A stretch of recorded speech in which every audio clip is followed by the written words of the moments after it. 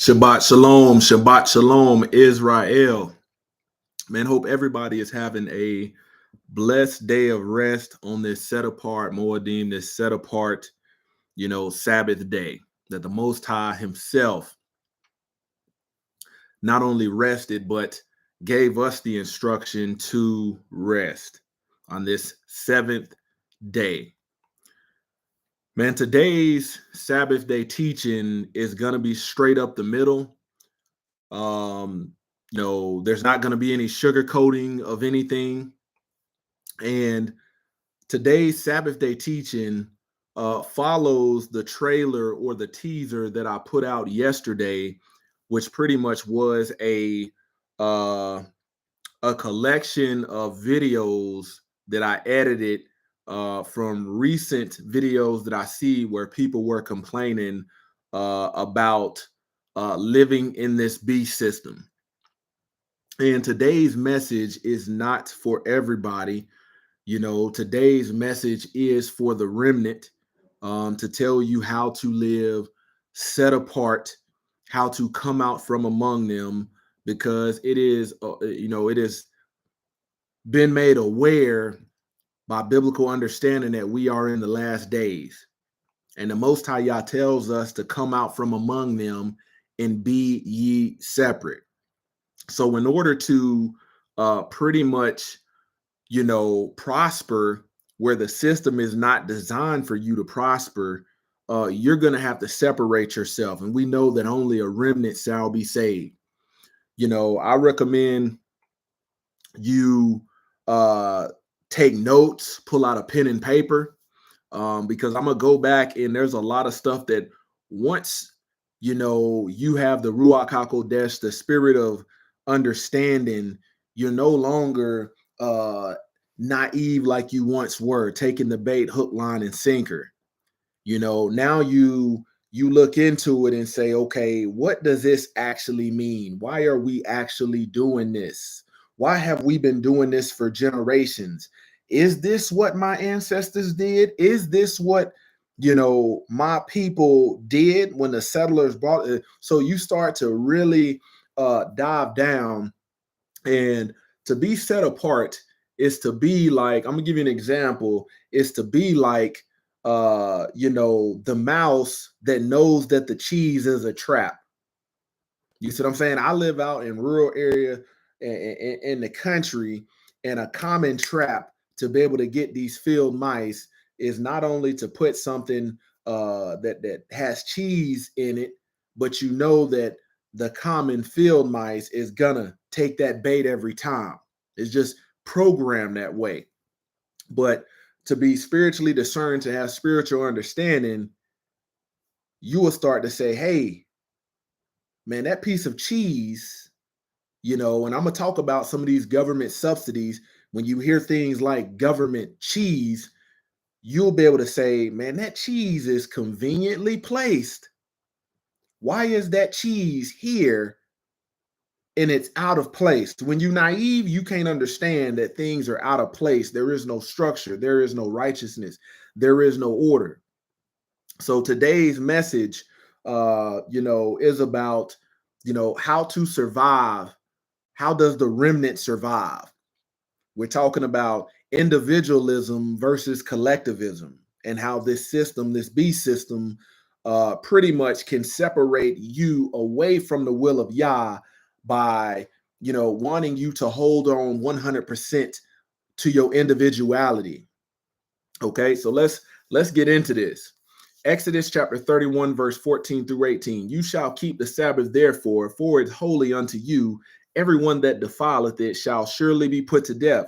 And the Most High Yah is serious when he says this. This is not something that you just read over. This is serious business. Okay, for whosoever doeth any work therein, that soul shall be cut off from among his people. 6 days may work be done, but in the Sabbath is the Sabbath day of rest, holy to the Lord. Whosoever thou do any work in the Sabbath, he shall surely be put to death. Wherefore the children of Yashriel shall keep the Sabbath, to observe the Sabbath throughout their generations for a perpetual covenant.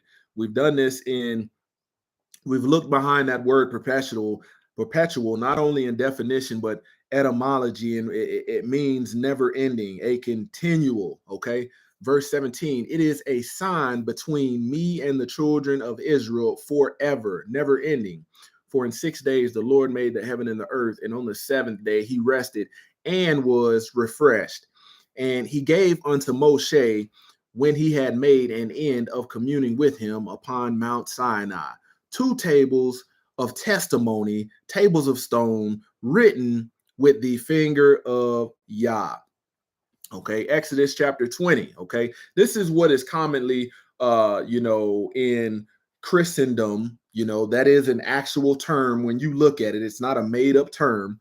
In Christendom, this is what they like to, from Exodus 20, they like to take these and pretty much say this is the only thing you have to do.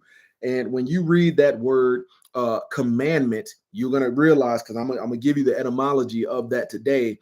Wherever they put that word does not always have the same etymology. The word says the penmanship of the scribes is in vain. You have to have the spirit of understanding to be able to see that. Okay. Remember the Sabbath day to keep it holy. 6 days you shall labor and do all your work, but the seventh day is the Sabbath to the Lord your Yah. On it you shall not do any work, you or your son or your daughter, your male servant or your female servant, or your livestock, or the sojourner who is within your gates. For in 6 days the Lord made the heaven and the earth and the sea and all that is in them, and rested on the seventh day. Therefore the Lord blessed the Sabbath day and made it holy. Okay, man, oftentimes the children of Israel that are scattered amongst the earth, they don't even understand slavery.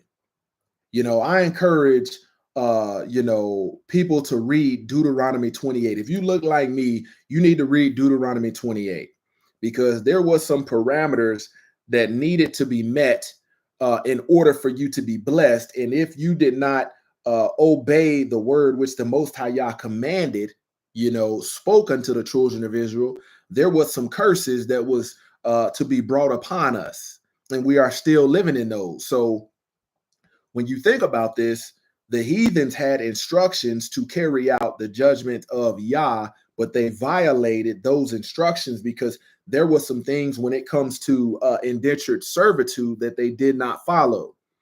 So go back and read that, educate yourself, because that plays a huge role in today's message. Okay. Deuteronomy chapter 4, verse 6-9. Keep therefore and do them, for this is your wisdom and your understanding.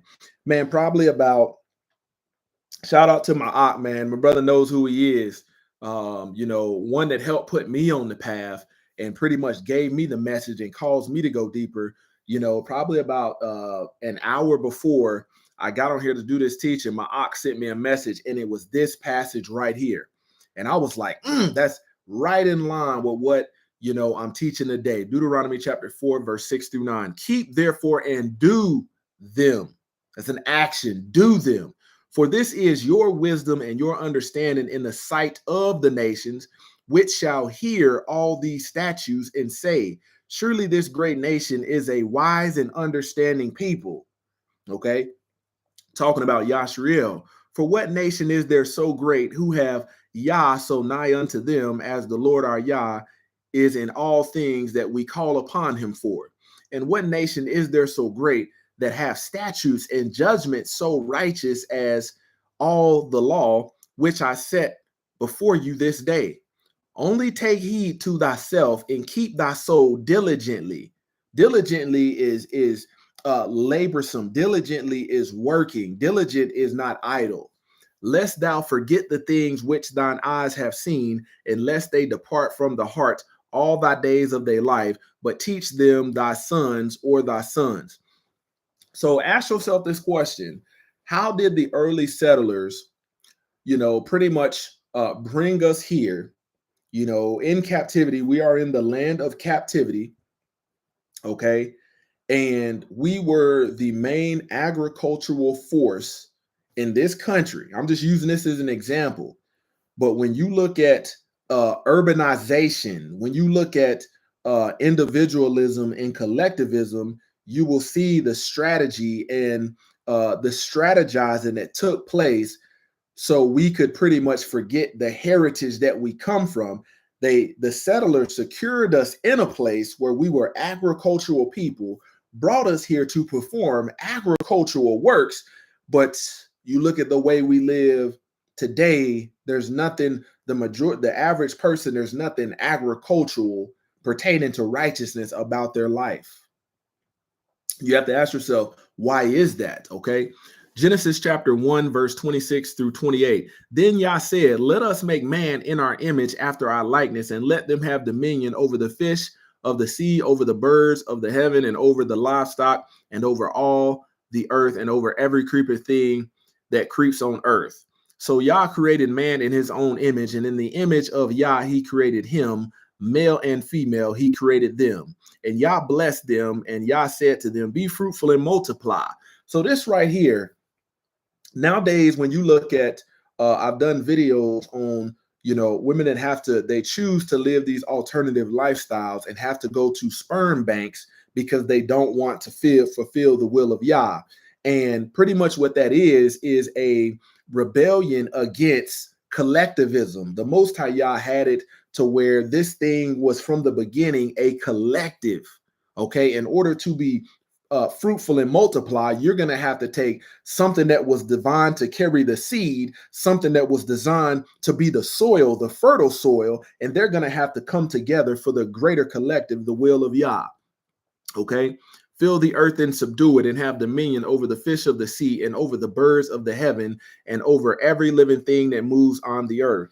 I was talking to my wife yesterday about how when people lived in a rural setting before urbanization, before the great industrial boom of the 19th century, it wasn't uncommon for people to have 7, 8, sometimes 10 kids. But when you take the people out of a rural setting, especially where they were growing and raising their own food, push them into a city to where they're part of a system now where they don't grow anything themselves and their food is purchased from the ones that control the system. That does something in the body to where the doctors will tell you it's not even feasible anymore. It's because of what your body is now susceptible to living the lifestyle you live. Okay, Genesis chapter 2, verse 24. Therefore, the man shall leave his father and mother. That was the collective. Okay, and let's see if the Most High Yah wanted you out here to be just an individual. Therefore, a man shall leave his father and mother and hold fast, cling on to his wife, and they shall become one flesh. Okay, one union, one collective. 1 Corinthians chapter 11, verse 11. Nevertheless is the man without the woman, neither the woman without the man, in the Lord, in the master. Okay. So in saying that, I'm dropping this point home to show you that this thing operates in pairs. When the Most High Yah told Noah to bring animals on the ark, he didn't just tell him to go grab one of each. It was done in pairs. He told them to grab clean and unclean. But somehow in Christendom, they have brainwashed and deceived you, and it's part of the system to where you think Noah put unclean and clean on there because you can read it, but somehow once the flood was over, everything on there was clean. Okay. Titus chapter 2, verse 3 through 5. And this is just the unity. This is the tribal mentality. This is the collective. The aged women likewise, that they be in behavior as becometh holiness, not false accusers, not given to much wine, teachers of good things, that they may teach the younger women. That's the tie right there, the collective. To be sober, to love their husbands, to love their children, to be discreet, chaste, keepers at home, good, obedient to their own husbands, that the word of Yah may not be blasphemed. See, the reason why we have so many individualist mindset is because people do not teach things according to the will of Yah. They teach things according to what appeals to carnality. This is only the remnant is going to understand what I'm saying. You have more parents or more mothers and fathers. I heard a man say, I raised my daughter to be a doctor. and his daughter was having a problem at being a wife. And you see why, because if this biblical teaching is not getting enforced, you are only going to be good for the world and not good for the kingdom. Okay, it's a collective. All things work in harmony. Jeremiah chapter 29, verse 5 through 7. Build you houses and dwell in them, and plant gardens and eat the fruit of them. But somehow, this individualism, that we pretty much now live our lives in. This has a lot to do with the current state of manhood. Now the man is looked at as an ATM, because most men in this daytime and hour do not know how to do the things of old that they once knew how to do, due to the Industrial Revolution and them getting you to move from rural areas where you truly had to labor with your hands, to now they got you behind a desk. And the only thing that you provide is that paycheck coming home, where once you was raising cattle, livestock, and you was actually able to build you houses and dwell in them. Okay, so when you think about this nowadays, it's very common and fair speech for people to go find a realtor, go find a home builder as pretty much somebody that's the head over the construction team, the processes, the legalities. And we say, yeah, you tell your family, your friends, your loved one, yeah, I'm building a brand new house.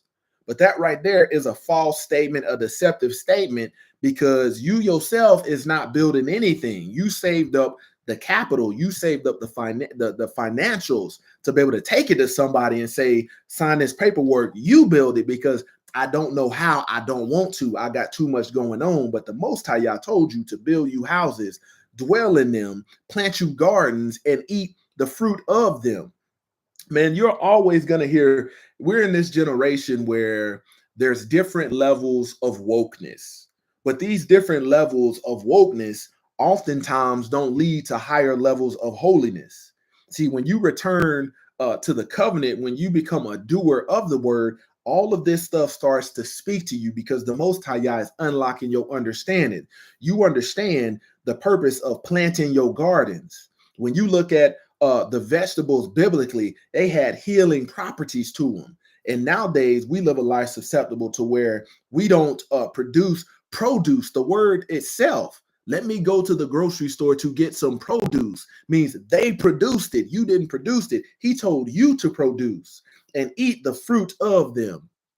Take you wives and beget sons and daughters, and take wives for your son, and give your daughters to husbands, that they may bear sons and daughters, that you may be increased there and not diminished. So you see that the collective from Genesis is still, he's still pushing that collective. And seek the peace of the city, whither I have caused you to be carried away captives, letting you know we in captivity. So this peace oftentimes is the obedience to the word, and pray unto the Lord for it, for in the peace thereof you shall have peace. And you'll realize that when you read Deuteronomy 28, the first part of Deuteronomy 28 is the blessings for obedience, but pretty much 3/4 of that passage is the curses for disobedience for the children of Yashriel. And this is why you see so much happening today, because people don't have peace. They are pretty much working for material things that they think provides them long-term happiness, but it only provides them temporary happiness, and they don't have no peace. There's just no peace in the midst of dysfunction. Okay. Ecclesiasticus chapter 7, verse 15. Hate not laborious work, neither husbandry. I'll tell you, when I was in Christendom, if somebody would have showed me this, I would have thought this was pertaining to the duties of a husband. Neither husbandry, which the Most High Yah hath ordained.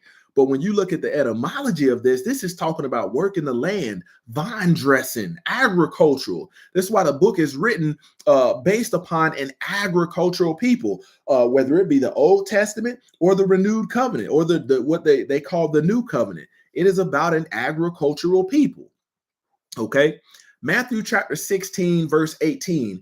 And I say also unto thee that thou art Peter, and on this rock I will build my church, and the gates of hell shall not prevail against it. See, if you come from the system of, it is a system of replacement theology, if you come from that, a lot of what I'm going to be saying is going to be foreign to you because they have conditioned your mind based upon how the system wants you to think. They have you thinking that this word church is a physical building, has a physical address, okay? But the etymology of the word church is G1577, ecclesia, an assembly of people, the assembling of Israelites, the people or the body, the congregation.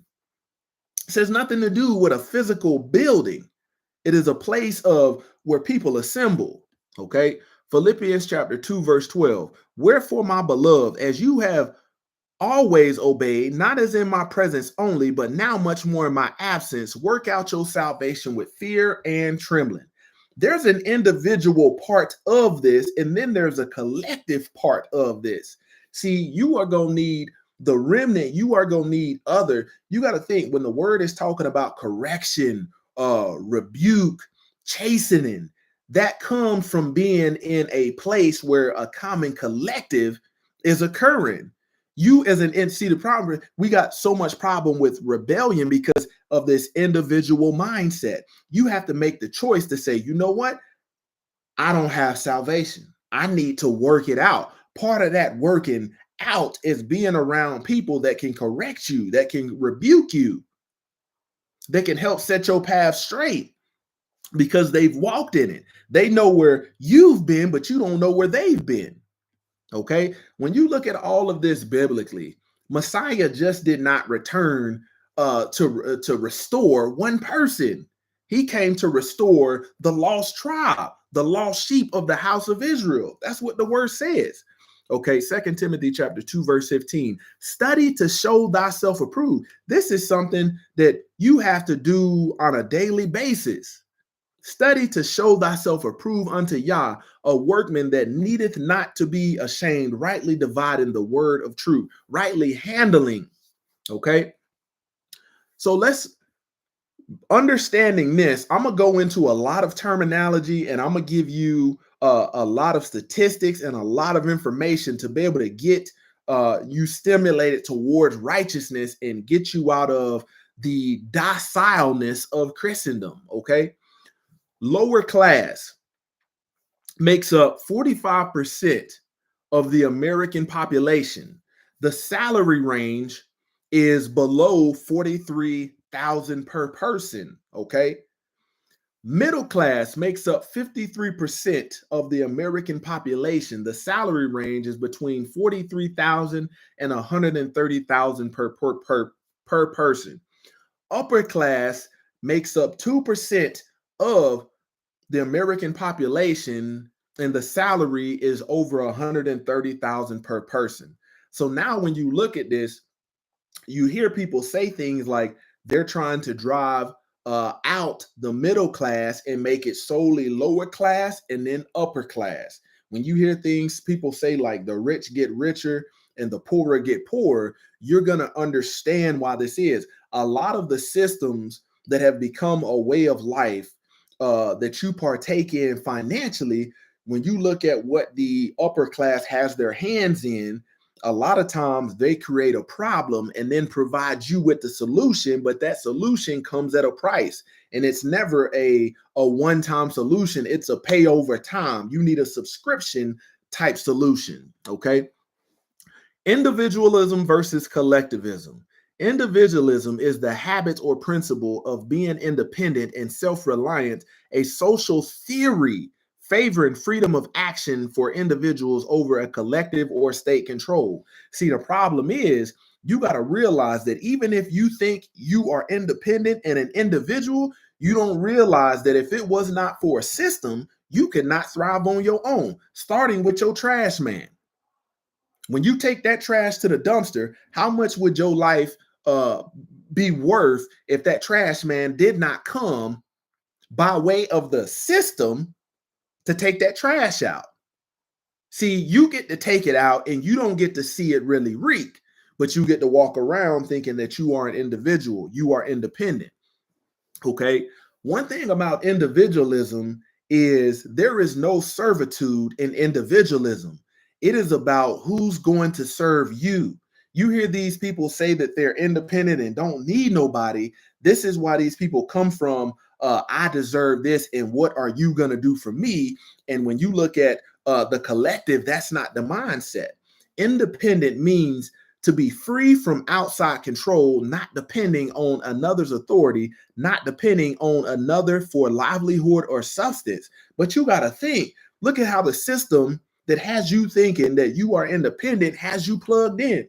They could play with your electricity and get you to do what they want. Why? Because you're plugged into them. You forsake those ways of chopping down a tree, starting a fire, putting it in an iron stove in order to light and cook your food. See, this is why I said it was a theory. Okay, like I said, the trash people. What if the truck stopped running? Let's see how independent you are and you don't raise no kind of food on your own. See, this is a mindset that will cripple you, and this is why a lot of people are struggling. Philippians chapter 2, verse 7. But he made himself of no reputation and took upon himself the form of a servant. This is Yahushua HaMashiach. This is very important. And was made in the likeness of men. So he didn't want the grandstanding ovation that the Pharisees did when they wanted some of the best seats in the synagogue. He made himself to be of no reputation. Okay, and was made in the likeness of men. 2 Timothy chapter 3, verse 2 through 4. People will be lovers of themselves, lovers of money. We're talking about in the last days, proud, abusive. It's letting you know that people are going to be selfish in these last days, abusive, disobedient to their parents, ungrateful, unholy, without love, unforgiving, slanderous, without self-control, brutal. Not see that self-control thing is when you worked in rural areas, you didn't need no gym membership. I tell you, before I came out to a rural area, I was very docile, constantly had to use a gym membership to try to get active because I lived the inactive lifestyle. Most of the day is spent, it would be a 45-minute commute, good to work, and then sit down behind a desk and be docile once again. So you got to think where Shep has said death by the spoon, that's because you are without self-control. Your energy consumption is not what it is living in the city compared to living in a rural area where, a day around here, you got bales of hay, you got different things that you got to do. You got to actually build. If you want to structure way out here, you got to build it. Okay.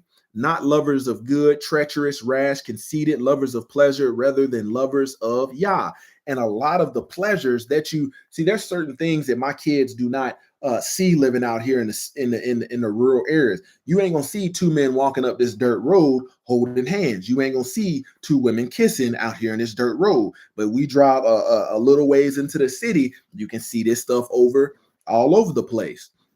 Okay, currently 7.1 of US adults identify as LGBT, up from 5.6 in 2020, 4.5 in 2017, and 4.1 in 2016. Between 2012 and 2015, the range was 3.5 to 3.9. This is a individual type mindset. It's all about the identity of the individual and not the collective mindset. And this is why if everybody was to sway this way, this would be the last generation. You would see that population is going to decrease and decrease fast because you can't take two carriers of seed and not have no soil and think that they're going to be able to reproduce. And this is why they need science. Okay.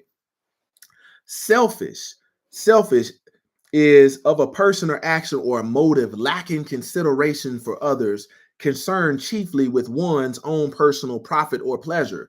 At one point in time, when you lived in a rural area and you had all them kids was trying to keep the interests of the family going. Man, my father left me some cows. He left me this, they left me that. I'm trying to keep the interests of the family going. But when we got out of the collective mindset, then you go to individualism and it's about what you and yourself want. Okay. Selfless, concerned more with the needs and wishes of others than with one's own self. And that's why I read you that passage that Messiah, was no respecter of persons, and he came in the form of a servant. He came to do work righteously.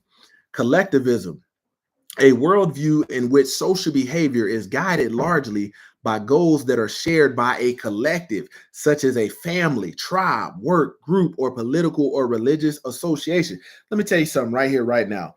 I can guarantee you can throw a rock, and hit one of your favorite pastors, okay, in Christendom, and you ain't gonna never hear them teach on anything like this, spiritual or physical. Okay, because they want to keep you in the mindset of everything is spiritual and nothing of this book do you physically have to do as far as setting yourself apart and coming out from among them. That's why that's not a message that they don't teach, because they don't live it, they don't understand it, they can't comprehend it. Most High Yah is not unlocked they understanding. Ephesians chapter 2 verse 6, and raised us up with him and seated us with him in heavenly places in Hamashiach Yahshua. So you see, there is no individual type people that was counted. You when you see this, it is about a collective. Okay, Acts chapter 4 verse 32 through 35, and the multitude of them that believe, of them. So this is not just the faith of one, and the multitude of them that believe were of one heart and of one soul. This is harmonious right here.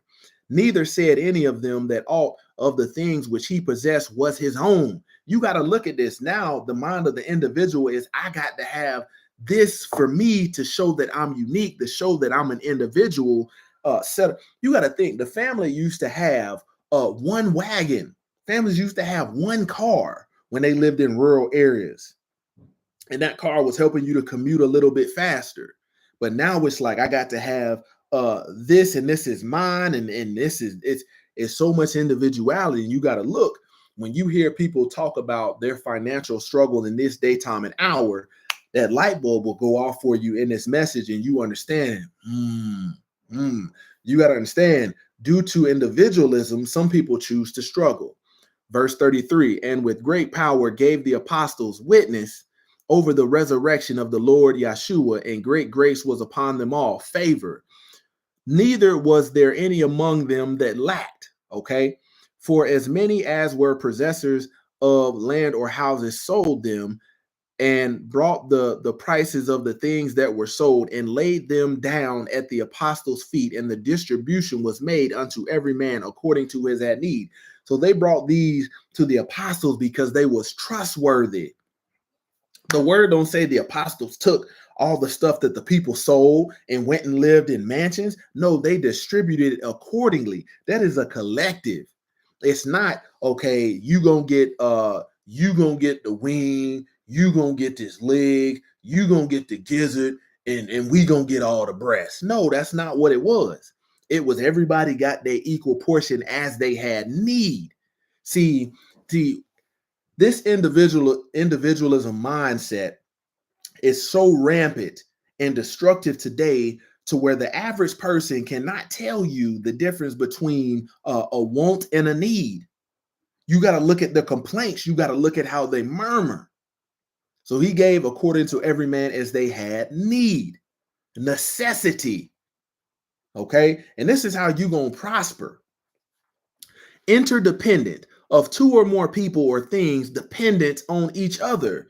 The Most High Yah said, woman is not independent from man, man is not independent from woman. Why do we got so many people want to be independent?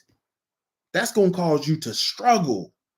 See, the Most High Yah, in collectivism, there is an interdependency within a tribe. Okay, a tribe is a social division in a traditional. So to have that tribal mentality is traditional. You got people that are modern day, have an individual mindset, that think that they are traditional, and they are the furthest thing away from traditional. A social division in a traditional society consisting of families. See, when you start thinking about tradition, now you start thinking about the collective of the family or communities. Come on, linked by social, economic, religious, or blood tie. See, one thing about the remnant, one thing about The remnant is covered in the blood. That's why the Most High Yah, you are a holy nation, a set apart nation with common cultural and dialect. Come on, typically having a recognized leader. See, these other nations, they got all these other deities. But when it comes to the children of Yashriel, we have a recognized leader. See, when Israel stumbled when they didn't realize and have faith in who their actual leader was. They always fell short because they were demanding a leader. But the book is about having a recognized leader. It's when you look at an Israelite, a Semitic lineage, a Semitic speaking people, a Hebraic dialect. There's a culture that comes along with the book, and it's not the way that we live today. We have adopted the mindset of our the ones who captured us. Daniel chapter 12, verse 10. Many shall be purified and made white and tried. You're gonna be tested. But the wicked shall do wickedly, and none of the wicked shall understand, but the wise shall understand all. Okay.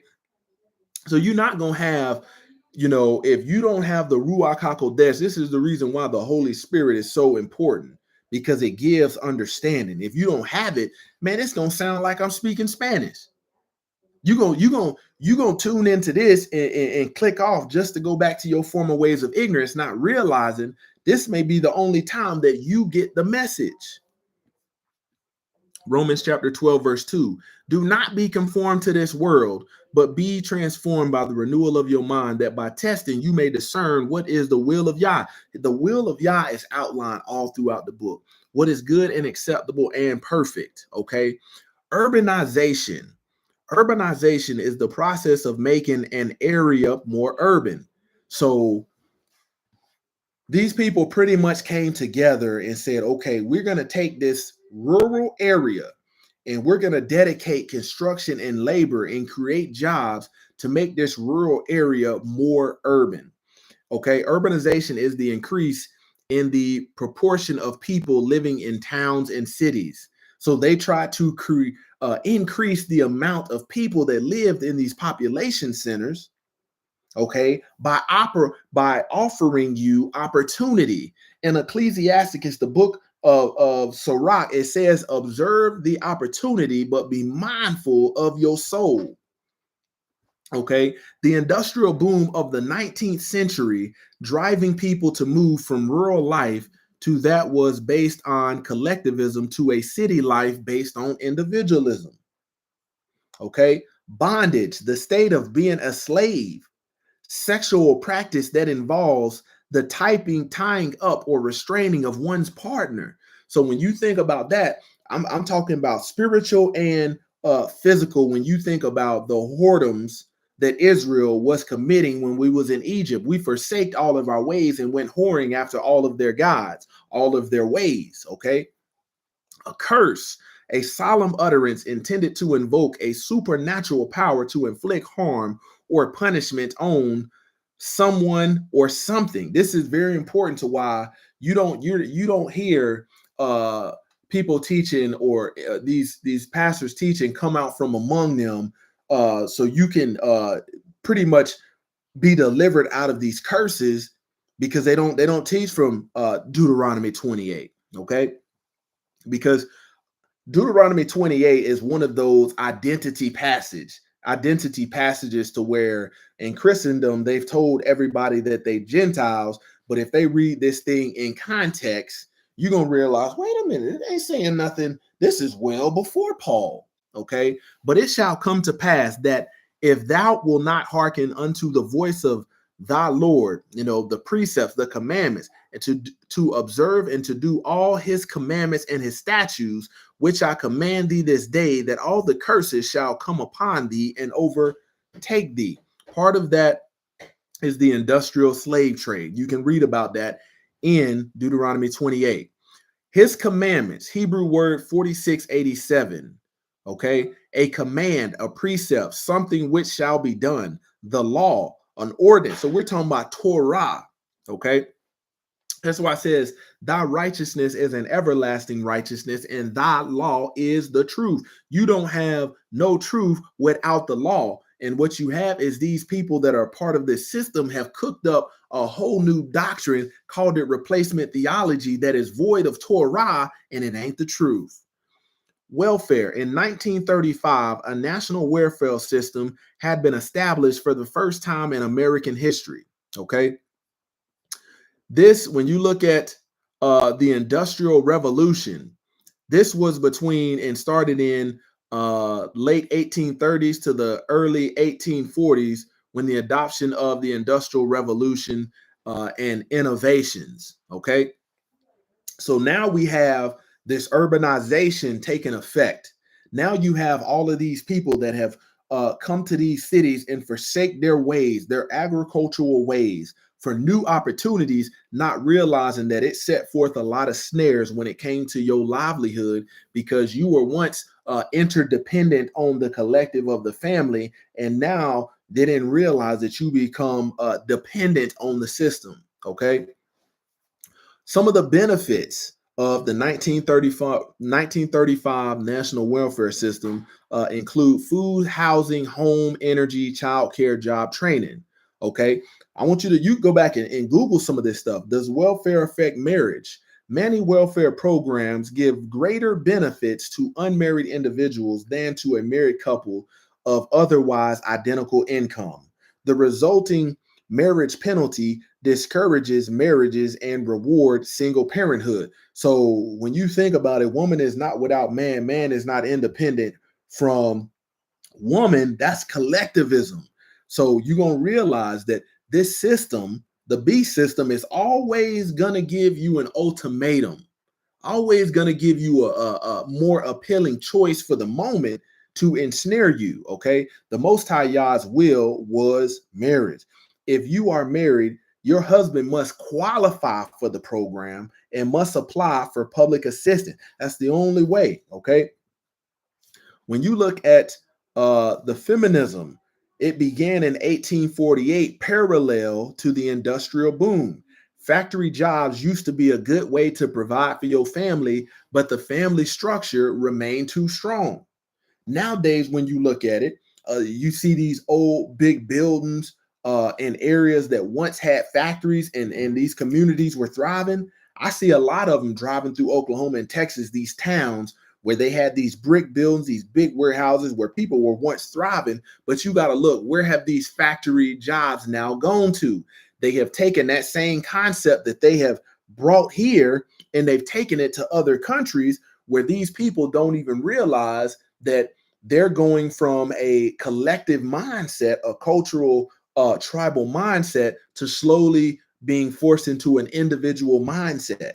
And once that has self-destruct, it'll be, you got to think, the 1830s, you're looking at a little bit less than 200 years. So give it 200 years of them refining this process. It'll probably only take them about 150 years or 100 years or so to be able to wreak the same havoc of destruction they have in this lawless country and other places that have that tribal mindset.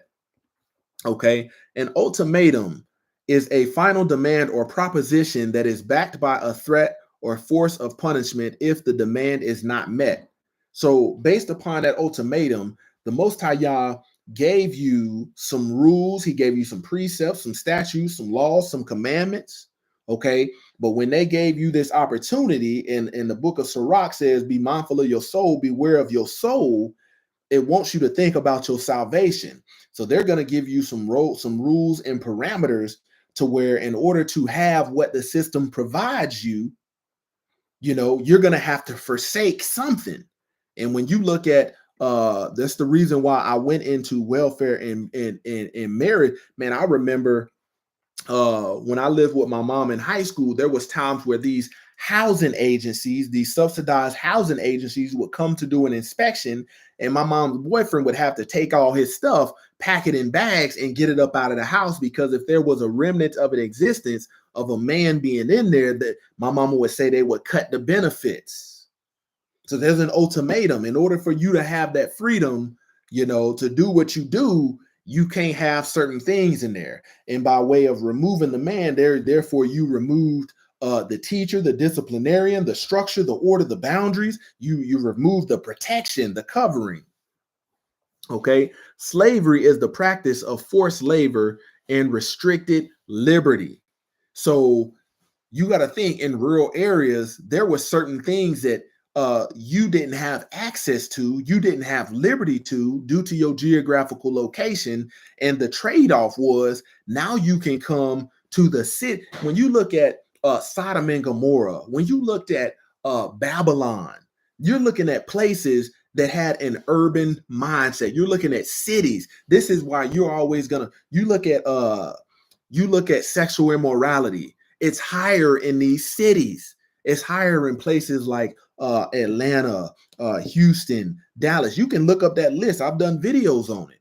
And this is why Sodom and Gomorrah had to be destroyed. This is why Babylon, it had to be destroyed, because of what goes on in there. The trade-off was, you didn't have liberty to do certain things, but you forsake your heritage and your ways of the rural area, okay? And you move to the city where now you can be a part of this system, be an individual in their system, and now you have liberty to do the things that you once didn't have access to, okay?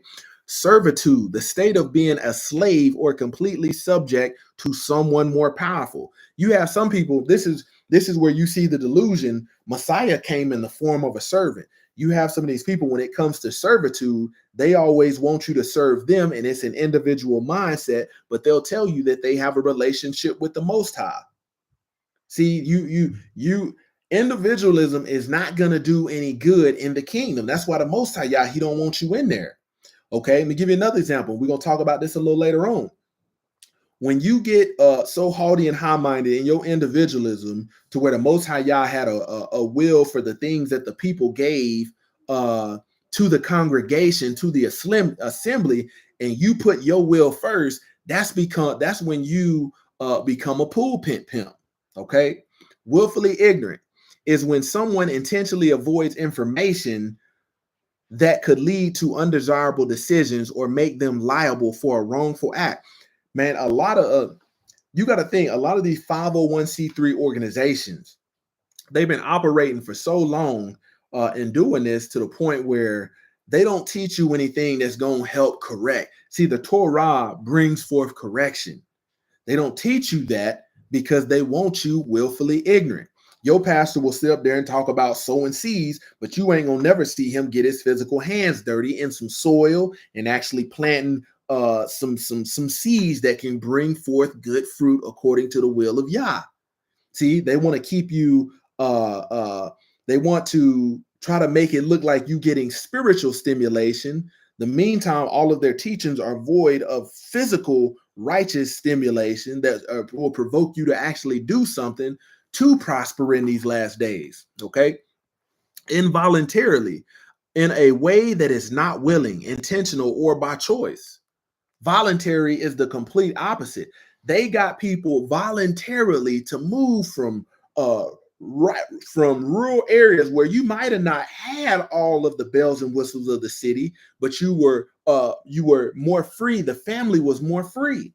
That house might have not looked like the houses that they were putting up, but that housing always kept the weather and the elements off of your head. Okay, inflation, a general increase in price and fall in the purchasing value of money. Okay, so I want you to think about this. When you live set apart, certain parts of inflation do not even affect you. Okay, if you raise your own chickens and you feed them table scraps and you pretty much got chicken tractors and move them around on your land, you don't never have to worry about going to the store and $5 not being able to buy you 12 eggs, because you have created a collective on your property to where the cycle just keeps regenerating. Okay, now this system that has told people that they are individuals is not going to regenerate. What it does is depletes you.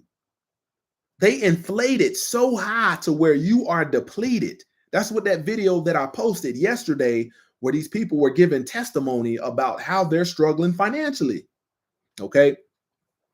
Things that will cause you to struggle if you choose the path of individualism over collectivism. Okay. Man, at one point, back when I was an early parent, I had the same mindset. I said, yeah, my kid's 18, they leaving home. But we already know through history, what are they gonna go out there and do? They not cleaving, the young boys is not cleaving to they doggone going out there to find wives. That's not what's happening. You going out there finding out about strip clubs. You going out finding about all this other stuff except the will of Yah. Our daughters of Zion, the daughters are not staying home, waiting until somebody comes along and said, hey, I'm gonna take you to be my wife. There ain't no biblical thing as a what they say in these marriage ceremonies. I, Sarah, take you to be my husband. That's not nowhere biblical. Okay. 72% of teens leave home after graduating high school. Okay. So when you think about that, that's an average is based upon the 70th percentile. And you got to understand the reason we're looking at a generation of young men and women that don't know how to do nothing. These young boys don't know how to do nothing mechanical. Why? The system that you live in does not warrant you having to do anything mechanical because the system will provide the mechanical needs for you. It's the same thing. You got the daughters leaving home don't know how to cook nothing because you never stayed under the tutelage of a teacher, like what Titus is talking about. Okay, here's another one. Phone bills. The average new phone price is $790, but that's on that. Well, it don't really have all the bells and whistles. When you look at these phones that they're constantly, the system is pushing out every year. They got a new one, and these things is high as a mortgage. And people are willing to go into debt for these. And this is what is going to deplete your income. The average monthly phone bill in 2024 is $141 per person. Part of that bill is because they've got you to put this phone on installments. Yeah, they gave you walked out of the door with a $1,200 phone, but now your phone bill is $141 because they got to get the price of that phone back in installments. So now that's more every time when you hear the term living paycheck to paycheck, now because you don't own anything outright, they can get you to pretty much everything you own be paid back in installments. Okay. The average monthly phone bill in 2024 is $220 for a family. You got to think about if a family has that same mindset and everybody has these brand new, current, up-to-date phones and you've taken out installments. See, man, I didn't realize until I was getting my act together that you could get, if you had a phone, you could go get a prepaid service for $45 at Verizon. That was 6 years ago. Okay. And it's probably went up a little bit. But when you look at the individual mindset, most people want to go out and get their own. Now, if you can get a basic phone service for $50 and add a line for $10, why aren't more families operating based upon the collective? If we know per person, the average is $141 per person. See, there's a whole nother aspect of you can't trust people. Why? Because they live lawless. They live lawless. But you got to think, one family, you got to think about a family of 30. If you were to do the math, we get one phone. That's the initial start of the plan. And then we add all these lines until the phone company tell us we can't add no more lines. Think about that. How much money you would save. And you could take that same money that you're willing to give to these heathens and pour back into the collective. My mind is, I'm thankful that the Most High Yah is constantly keeping my gears going, trying to figure out ways. And I tried this. You can't get nobody to bite because of this individual mindset. People rather fail as individuals and struggle as individuals than to have their necessities met by the collective. Okay, holidays. Now, That video that I posted yesterday was men and women talking about how, due to inflation and all of this stuff, they are struggling. But wait, give it a little bit. You're going to see these people lined up Black Friday buying a lot of stuff that they don't need. You know, I told my wife we got a TV that we've had for a while, and we gonna that thing pretty much gonna have to just pretty much die. It's gonna pretty much have to die. We didn't had issues with the remote and everything, but you can buy a new remote. They done made this stuff so cheap now to where you can have a working 60-inch in your house. Black Friday come around, 80-inch, $200. You didn't brought this new TV in your house because of this individual mindset. You didn't took a working 60-inch TV, took it to Goodwill. They turned around and put a price tag on it. And you look at the owner of the CEO of Goodwill. The CEO of Goodwill is upper class according to statistics in a salary, but you thought he was a voluntary worker.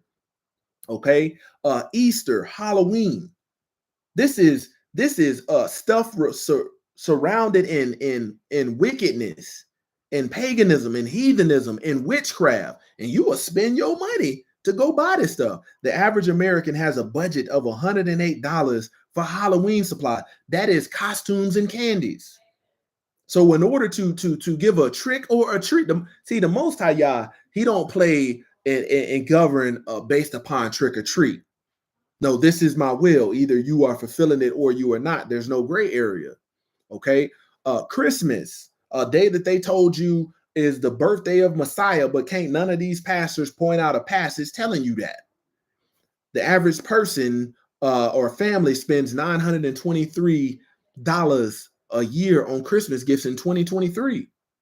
You rather sit around and hand out stuff that people generally don't need or want.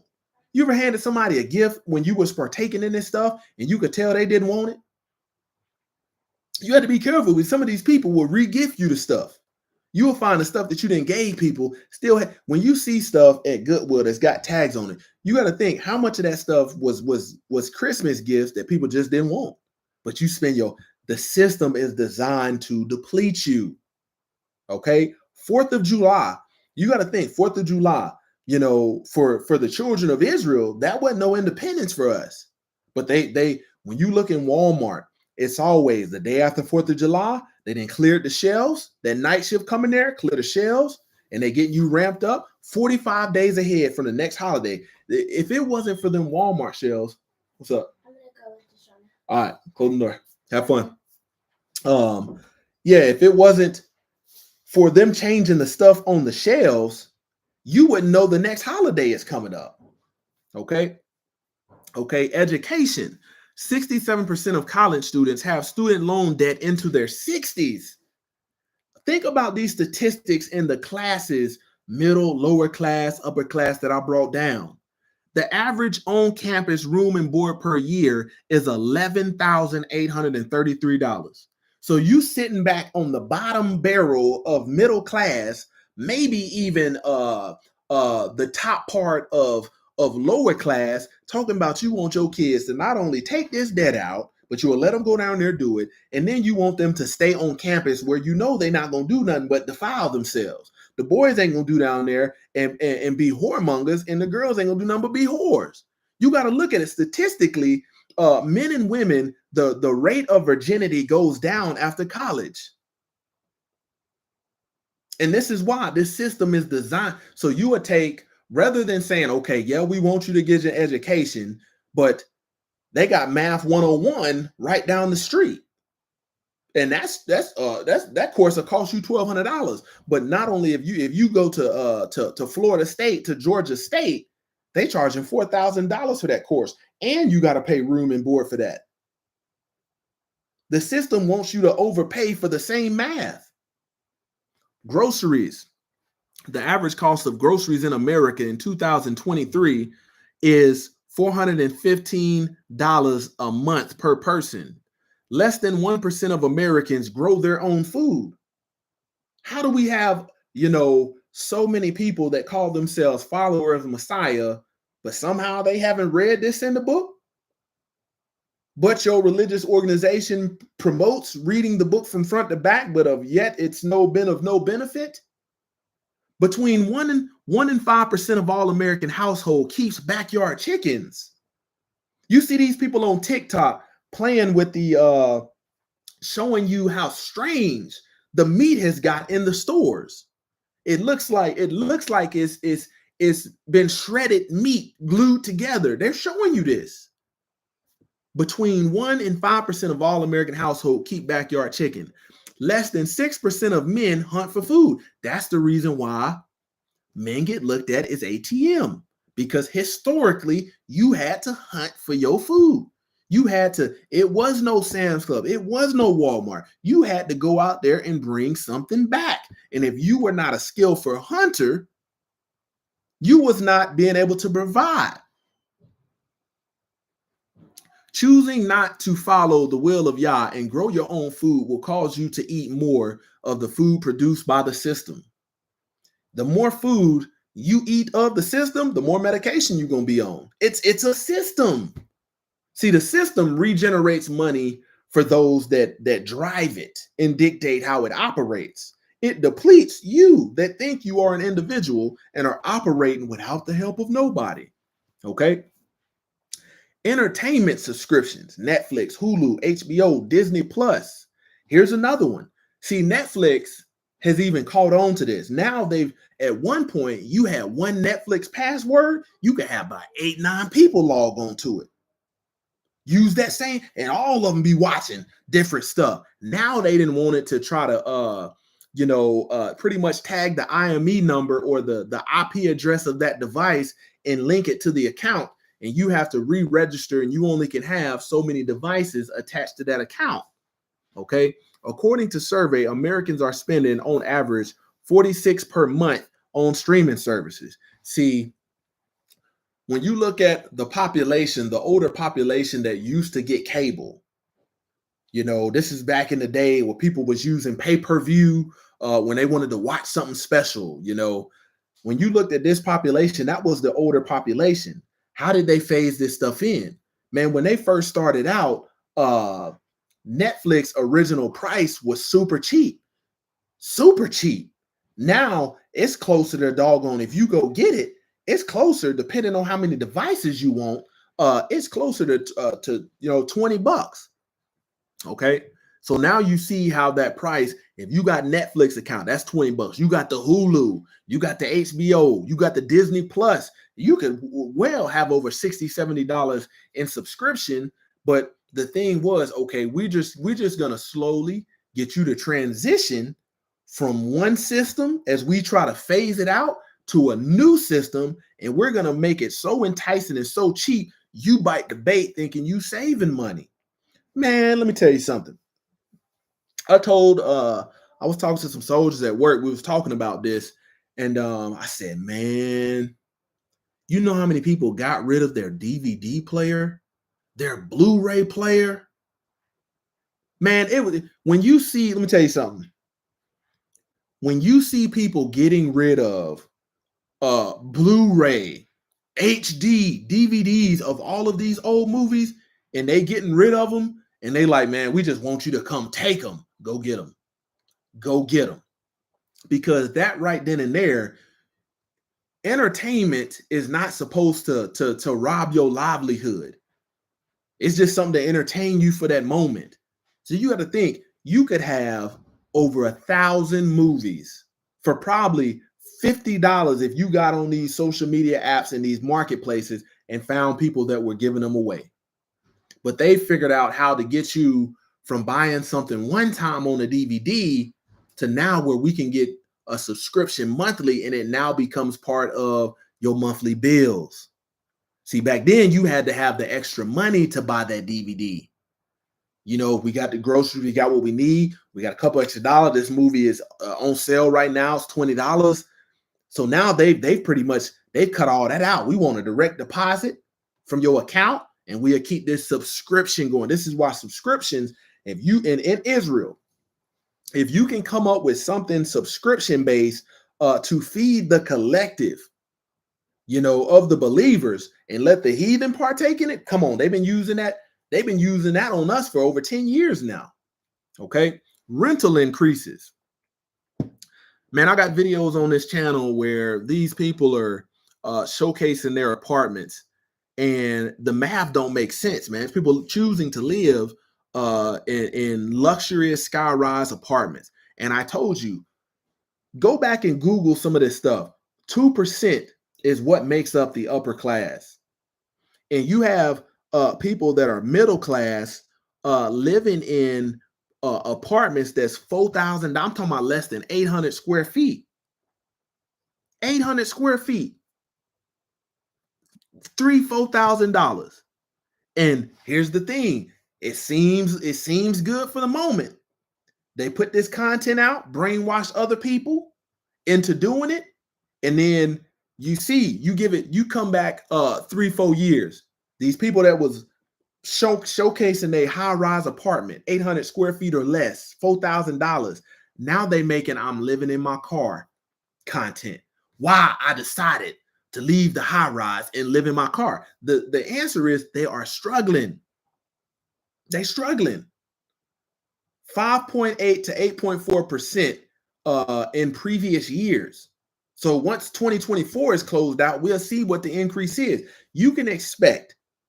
Now, you think about this right here. You're not getting that much of an annual increase from your employer this much. But if you partake in that system, they're going to increase 5.8 to 8.4%. You got to think, you have people out there, young men and women that are lower class, lower middle class, that one person will go out there and get a 2-3 bedroom just to have all this space. Think about that. This made it a trend now for apps like Rent-A-Room. Rent-A-Room. I tell you, man, oftentimes, see, the system is meant to deplete you because you go out and rent all this stuff, this space that you don't need. Guess the next thing you do? You try to furnish it. What does one person need with a sofa and a love seat? The average person don't entertain that much people.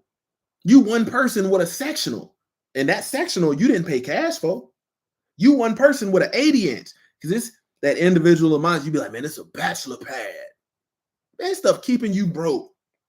Okay, the average apartment rent for Dallas, Texas, is $1,377. That's the 70th percentile. Okay, California, $22,850. New York City, $3,700.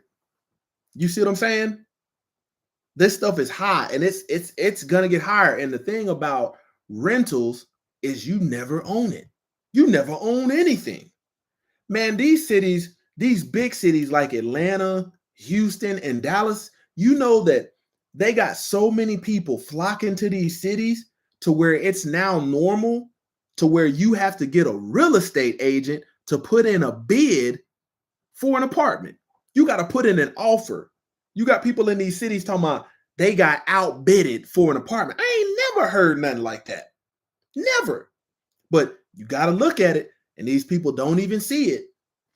What's wrong with the daughters of Zion, the women? What's wrong with the men staying at home where you got a room, got furniture, working, help to provide for the collective? You a young woman, you betroth her, say, I'm gonna take her to be my wife. You didn't saved up your bread. You've learned some additional skill sets. Your father's continuously poured into you about the duties of a husband. Not only have you seen it, what's wrong with that? Everybody want to be empty nesters. Push your kids out at 18. We want to walk around the house and be butt naked empty nesters and swingers. I'm telling you, this is the system that you're pushing them out to. This is the system. And where historically people have done this, your kids is naturally going to want to do that on their own because they haven't seen anything different. Everybody, all of the kids' uncles and aunts got the same story. Yeah, I left home at 18. What'd you do? It wasn't to go get married. Okay? Having babies. One time people used to have babies on the land. You had the women were skilled at delivering babies. You had people that were skilled at delivering babies. Okay, raising kids. 2.7 billion spent every year for new backpacks in the United States. Here we go. Here's a nugget for you. If your kids are in the system and they go to school in that system, take them backpacks that they had last year, do a good examination on them. The zippers still work. The straps still work. Put some books in there and load it to see if the straps can bear load. If that backpack is still good, send it on. But this individual mindset has caused us to buy things we don't need. Backpacks is an example of them. And you know what happens?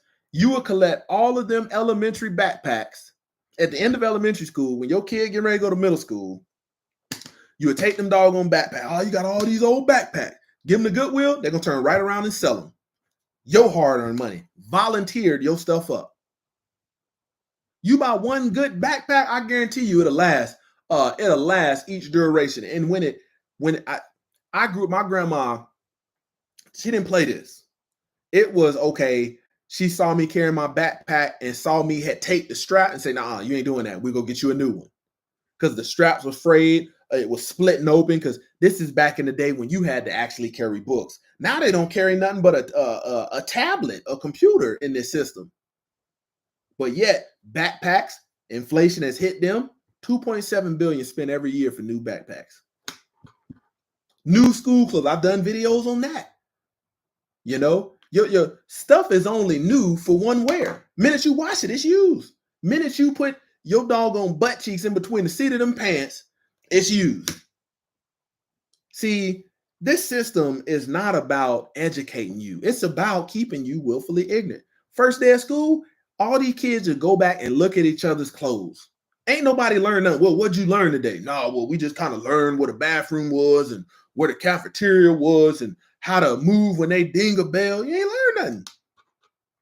You ain't learned nothing. And it's a system that will make your kids feel less than because they don't have all of these wants when they have everything that they need, the necessities.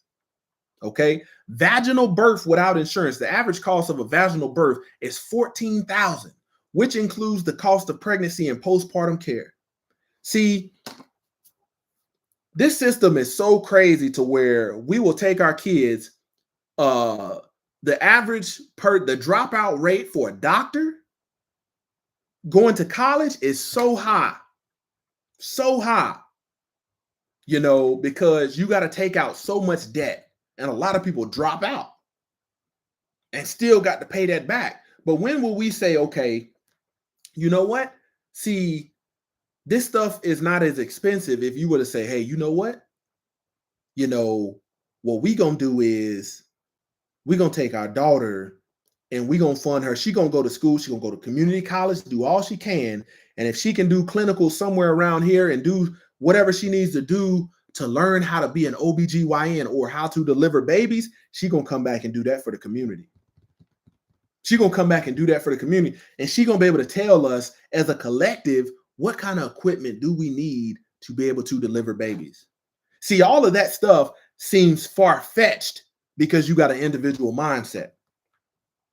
You got to think, people that don't have insurance would rather be subject to this price right here, which is education cost into that, you know, which is the labor cost, equipment cost.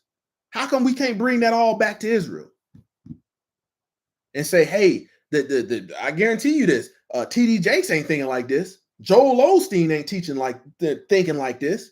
Creflo Dollar ain't thinking like this, but they making all this money and people is still in bondage.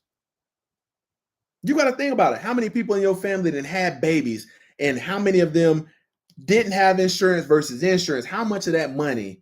Because you said, okay, we need an ultrasound machine.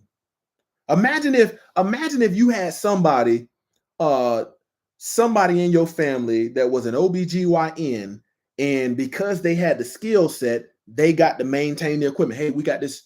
We paid cash for this machine. So we'll be able to do your ultrasound. Girl, you good. Come on over here. You be good. Versus we'll pay for this stuff in the system, and we pretty much get ourselves into debt to go work in their system. It's urbanization. C-section without insurance. The average cost of a C-section is about $26,000, which also includes the cost of pregnancy and postpartum care.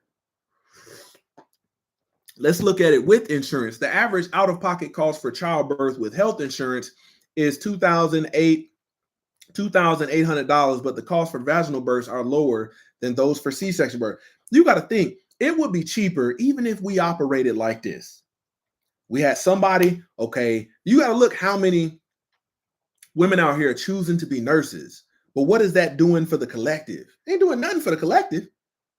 Ain't doing nothing for the collective. You know, you put your daughter through nursing school. She bring that back to the collective, to the community, to the tribe.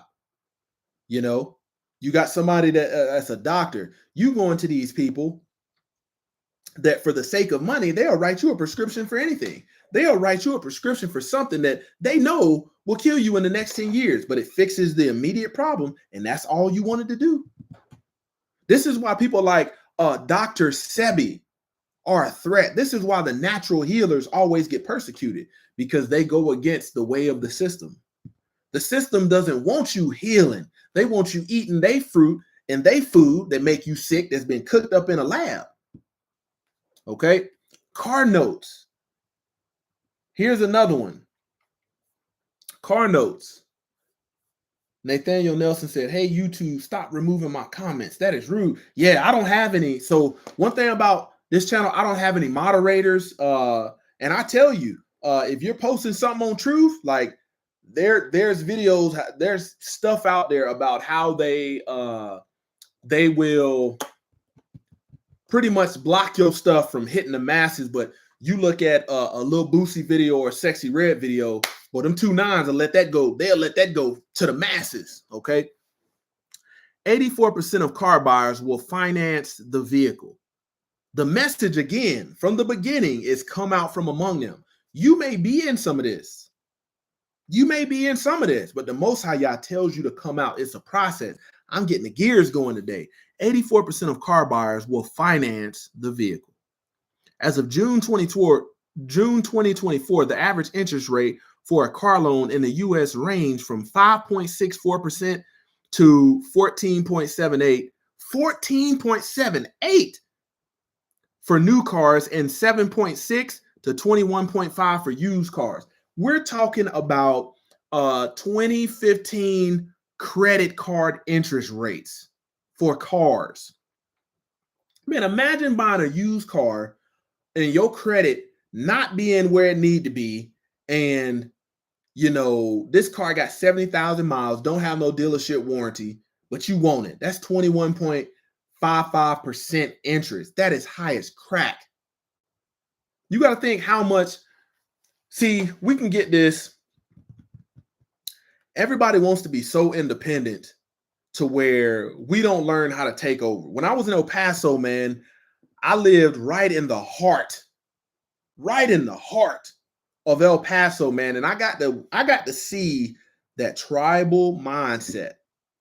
You know, I got to see a neighbor who had a painting business. Man, they had so many people living in that house. Wasn't none of them cars new, you know, and that's a collective. Every day I see about 6, 7 men, some of them teenagers, load up and go to the doggone, go get in them trucks and go, and they wouldn't come back until about 6:30 at night. Think about this. They will take a used van off of Craigslist. They got somebody that was mechanical where they came from. Say that thing need a starter, need an oil pan gasket, need a CV axle, you know, need a fuse, and they're gonna run that. They're gonna run that van raggedy, but it's gonna regenerate for them. We'll get a brand new car to go work in a system that does not regenerate us. That's why I'm so thankful that the Most High Yah allowed my family to be able to open our own business, because it's so much. as we get free and come out, it's just so much understanding that can be revealed to you. Okay, this is why I don't charge. You see these people out here charging seminars and selling tickets for this, and they don't run no business for themselves. I don't have no interest in doing that. I'm trying to make sure the remnant got the information they need, and I'm not charging for it. The best thing you could do on this channel, hit the like button, subscribe. That's it. But you're not gonna get this level of teaching on Sunday. But I guarantee you what, they're gonna try to deceive you out of what you've been told is tithes and offerings. Okay. As of the first quarter of 2024, the average monthly car loan payment in the United States was $735 for new vehicles and $523 for used vehicles. Okay. Right now, there's a repossession epidemic. People are saying, you know what, we can't afford this stuff that we once did. And this is inflation, the system. This is how they're going to drive out the middle class. So every day in the US, there's 5,418 on average repossessions. You in the grocery store, going to buy their fruit, their food, come out, your stuff hooked up on a tow truck. According to repossession statistics, okay, 2.2 million vehicles repoed yearly, an average of about 5,418 per day. Let's see. And each hour, 226 cars repossessed and 3.76 vehicles per minute. So you think about all around the world, every minute, 3.6, almost 4 vehicles repossessed every minute. That's crazy. People can't afford this stuff. You know, I had a Geo Metro that my brother gave me, 3-cylinder. One of the doors couldn't even open. It used to backfire, boy, but I was free. Didn't owe nobody, man. But we get caught up in, man, I can't get caught seen riding in that. When was the goal to be seen riding? The original goal of having a vehicle was to get somewhere a little bit faster than that horse and buggy. Gotta look at this mindset, man. Now that, bro, I seen a video where this man got his daughter. This car was over $100,000. You know what she had the nerve to do? Turn her face up at it. Turn her face up because it didn't have everything she wanted. That is that individual mindset. Man, you got a son out here and you're raising up in righteousness. Let me tell you something. Get your son an old pickup truck. Heavy Chevy. If he hits something, but it ain't gonna put a dent in that. You know, something where you can still go to the parts store, go get a starter for it. You can crawl up under there without even having to really jack it up too high, change the oil. You know, you'd be more set apart and free in buying a $4,500 pickup truck, putting a rebuilt motor in it, you know, a remanufactured motor in there, because they're building this stuff now to where it's failing well before the warranty. These new Toyota Tundras, man, they burning up, catching on fire. And here you are locked into a promissory note for 7 years. Some of these new man, people paying about $1,300 a month, and this stuff burning up on you. And you know what the dealership is doing? Well, we understand it's a problem. They're putting out this trash. Man, I'm constantly looking on like Craigslist because you can find some stuff on there, especially if people are tapped out and want to sell it for nothing. Man, if I give me another one of them Geo Metro, back then I could put $10 worth of gas in that Geo Metro and ride that for 2 weeks.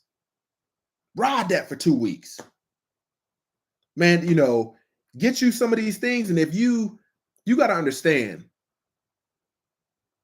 I'd rather have 2 hoopties that I can, if one go down, I can keep on the other one, than to be tied down by these car notes that will constantly deplete you. Okay. So the average person, when you look at these car notes and how quick people trade vehicles in, I once was caught in this system. It ain't been that long. Get a car, ride it for 2 years. Man, I want something new. Why? You're watching, okay, you're getting hypnotized by everything that you see in entertainment, the stuff that is on your social media. You watching these people, I'm riding big, and they in G-Wagon. You like, man, I want something new. You got to look at it. Look at how people is hypnotized. One of the most repossessed and broken in vehicles that's out now is the Charger and the other one, the Charger and I can't think of the other name, but those are the most repossessed and broken into vehicles. Okay. Vanity and the purchase of worthless things. Hebrews chapter 13, verse 5. Keep your life free from the love of money and be content with what you have. For he has said, I will never leave you nor forsake you. Okay. Man, I grew up under the era. Like I said, I was raised with my grandma. And my grandparents didn't raise me to be picky. They put that food in front of you. And my grandma always used to say, you're going to eat that food before it eats you.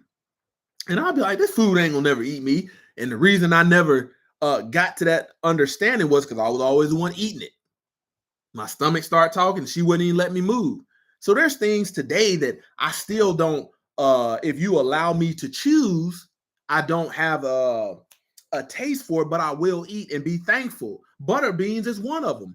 Beets is another one. I'll eat them. I'll eat them and be thankful. Praise to the Most High Yah, because you could have nothing. See, even the language that we use today, oh, I'm starving. Oh, I'm hungry. Oh, I'm dying. When you see these kids on these Save the Children videos, and they skinny bodies with bloated bellies, you ain't ate in so long that the air inside it started, this little bit of bacterial and stuff that you do have in there has created gas and caused your belly to bloat, your belly button stick out, and then you got flies all in your eye. That's hungry. That's starving. That's dang near death. So when my kids, when they be like, I'm starving, I be like, I don't hear that, because they don't know starving. See, their idea of starving is there ain't nothing in the refrigerator that they want to eat. There ain't nothing in that pantry that they want to eat. There'd be stuff in there, but I'd be like, hey, you better go get you some of them doggone, whip up some of this or put that together.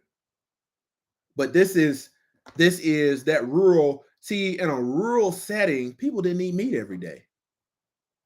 But now that's become accustomed to have meat with every meal. It was nothing in a rural setting historically for people to eat beans, to eat some collards, to make some cornbread, to have some biscuits. Those meals were looking a lot weirder, but people were healthier back then. They were more active. You didn't see as many obese people.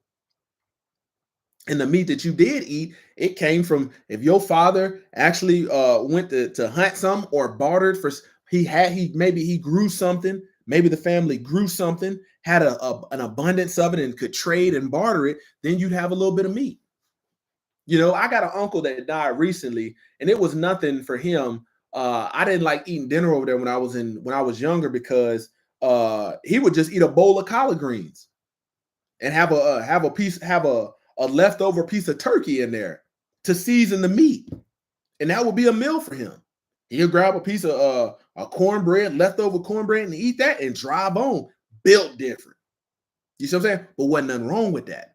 If we can get back to that level of content, oh boy, woo! You will see Israel stand up. You will see Israel stand up. Okay? 1 Timothy chapter 6, verse 6 through 8. But godliness with contentment is great gain. For we brought nothing into the world, and we cannot take anything out of the world. But if we have food and clothing, with these we can be content. Man, I tell you, like, I go to my local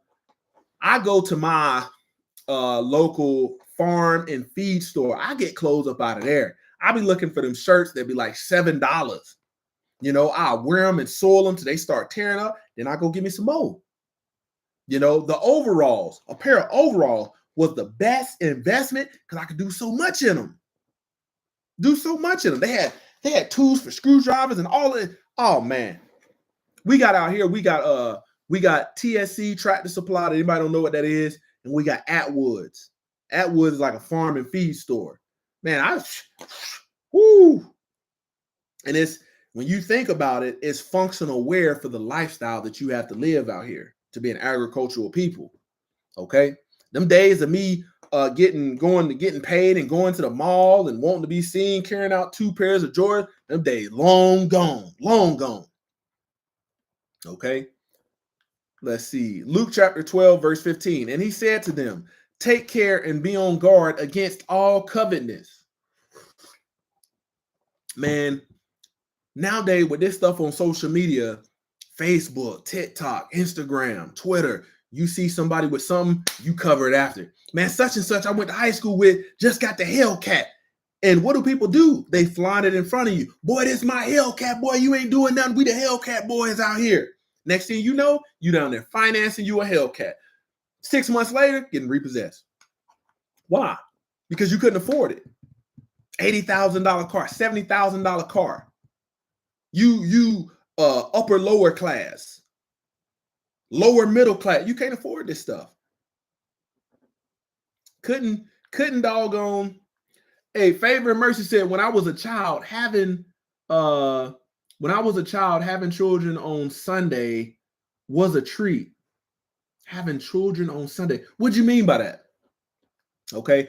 For some reason, I thought she was maybe talking about like getting some ice cream or something. For me, I go get have ice cream in a cone. That's still a treat for me. Still a treat for me. All right. Privacy. So when you leave home at 18, there was some rules, there was some precepts, some statutes, some orders that you knew if your parents knew you was trying to break, they'd have a problem with it. So you run to the world to be an individual and to have all this privacy. But what is that privacy for? That privacy is not to keep the commandments of Yah. Man, you look back, you go back 10 years, you go back 15 years in my life on a Saturday, man, I would have had legs to the ceiling. I wouldn't have been thinking about no doggone, okay. She said, when I was a child, having chicken on Sunday was a treat. Man, that was, see, people used to come together for meals. Now they don't even do that no more. You look at the house, everybody, in my house, I'd be like, hey, don't bring them phones to the table, put them phones away so we could actually have a conversation because, man, I learned a lot. My parents actually learned a lot about what was going on. My grandparents learned a lot about what was going on with us as kids around that kitchen table. You know, a lot of instruction came out at that kitchen table. But give it 15 years ago, man, it would have been nothing for me to be passed out from going out on Yom Day 6 prep day, you know, partying, being a drunkard, transgressing, and then the next day wanting to lay up, have all this fornication. I'm telling you, you wanted privacy to be able to do your own will, to be an individual, to transgress the laws of the Most High. You know, ask the average person that leave home at 18 how they value their privacy and what do they do with it. Because I told you, when people leave, the virginity goes down drastically when teens leave home. Okay, home purchasing.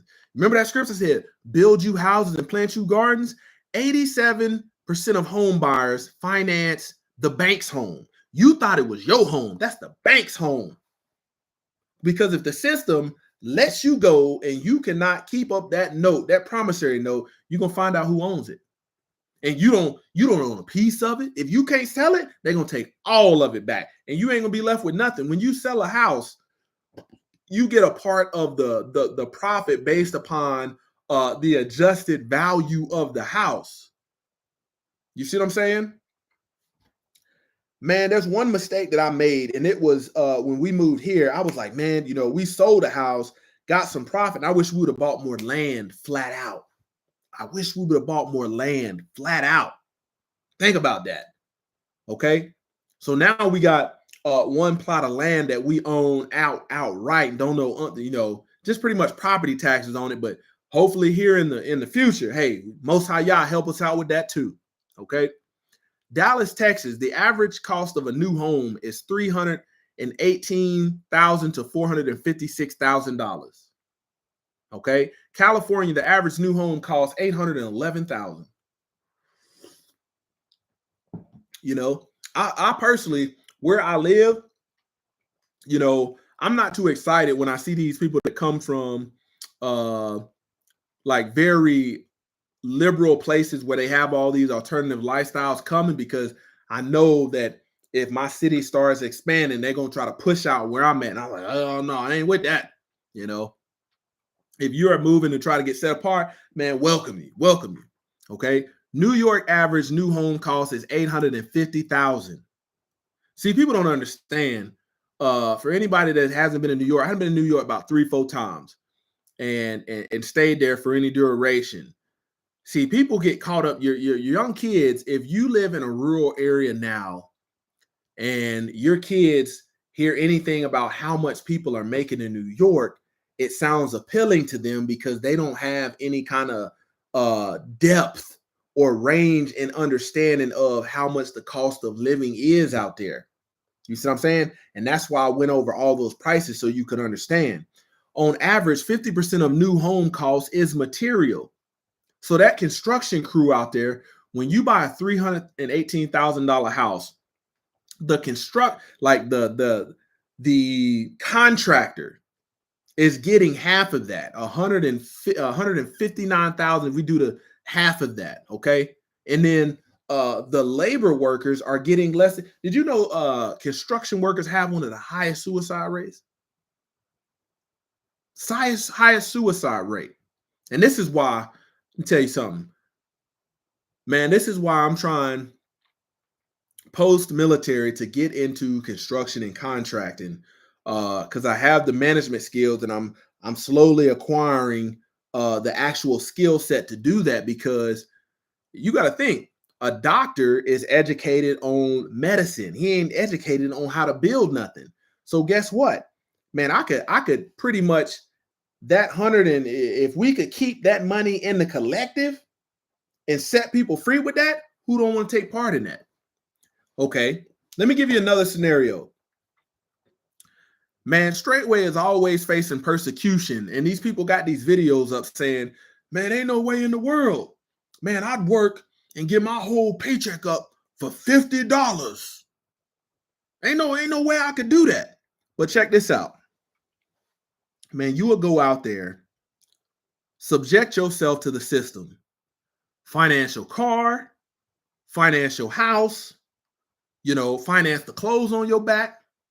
Because when you look at how much credit card debt the average person has, you would subject yourself to all this debt. And just because you got some money sitting in your checking account, you are in debt. If your house $300,000, you $300,000 in the hole if you financed it. If you got a $60,000 car, yeah, it's in the driveway, but you $60,000 in the hole. And just because you think you got $1,500 in savings, if you subtract the negative from the positive, you still in the negative. You don't have $50 to your name outright free as it stands. People will attack Straightway for people coming out there and getting free because they don't understand this thing on spiritual and physical and a righteous level, higher levels of holiness. It says that they gave all. And every man, see, I tried this with my own family, saying, hey, man, a lot of people don't know that on your electric bill, there's a connection fee.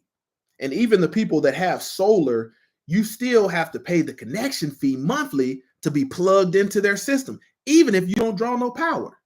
This is things that they've put in place so you can't get free. And the only way to do that is to sever yourself and say, you know what, just unplug me. Okay. But that connection fee, even if you get solar, is a minimum of $35. In other places like California, it's even higher, upwards of like 60 or 70, just to be connected to the link to get their power if you draw from it. Okay. Okay. Total cost of a $318,000 house over 30 years is over $800K, close to $1 million. You didn't pay for not only one house over 30 years, but another house and some. Think about if all that was put in. So Ah, man, we be sending our kids away to school. Oh man, my kid's doing good, man. And they be in there studying history. Your kid had took out $100,000 for to go to Georgia State to study history. $40,000 over 4 years for room and board, $60,000 for the education, all financed. And guess what? All to be a school teacher, barely, if possible, entering into middle class. What for? Why not? Man, I had an electrician tell me, he said, man, you know what? I went to not an electrician, but an HVAC guy. He said, man, I went to a 2-week course in Texas. Cost me like $1,500. I went to a 2-week HVAC course and I've been grinding. And he said, I pretty much worked for a company as an apprentice until I got all my credentials, and I've been independent since.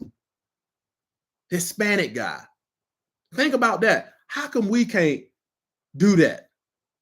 Why do we always have to try to warrant our success by giving in to the system? General contract. A lot of people live in states where they have very lenient general contracting laws and ordinances. I know in Oklahoma, you can do jobs up to $999,000 without having any kind of license as a general contract. And this is why I'm like, woo, boy, all these people, as much concrete as I've poured around here, oh, I'm about to get into some concrete work. Oh, you want a patio extended? My son, hey, we're going to get out there and pour that. We're going to pour that, put that back in the house. Okay. Proverbs chapter 22, verse 7. The rich ruleth over the poor, and the borrower is a servant to the lender. Think about that, man. You got people pretty soon for back to school, they gonna finance them school clothes. Your kid going to school thinking they fresh and you don't even own the clothes on their back. That's how the system will deplete you. They turn operating in the capacity of debt into a way of life through this individual mindset. Everywhere you go, you want to go. You say, for instance, if you like Starbucks, I myself have never had a Starbucks. A good old coffee machine or gas station coffee will do me. McDonald's at most. But you think about this.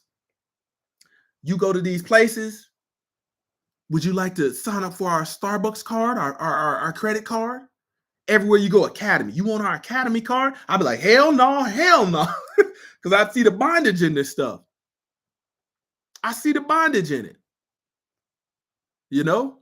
Now, if you're operating in a capacity of you're using it to get the discounts and you already had the money on hand, and now I like to use it to where if I got $500 cash and I do have like a Lowe's card, man, I'll take that 500 that I need to actually spend it on building materials, put it on the card. So I got pretty much I got credits on my card, get the discount, save a little money.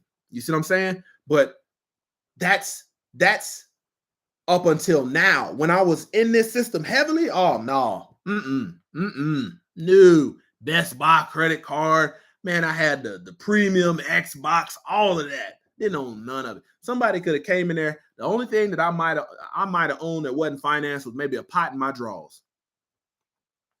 That was it. Okay. Convenience services. Convenience services. Think about Grubhub, Uber Eats.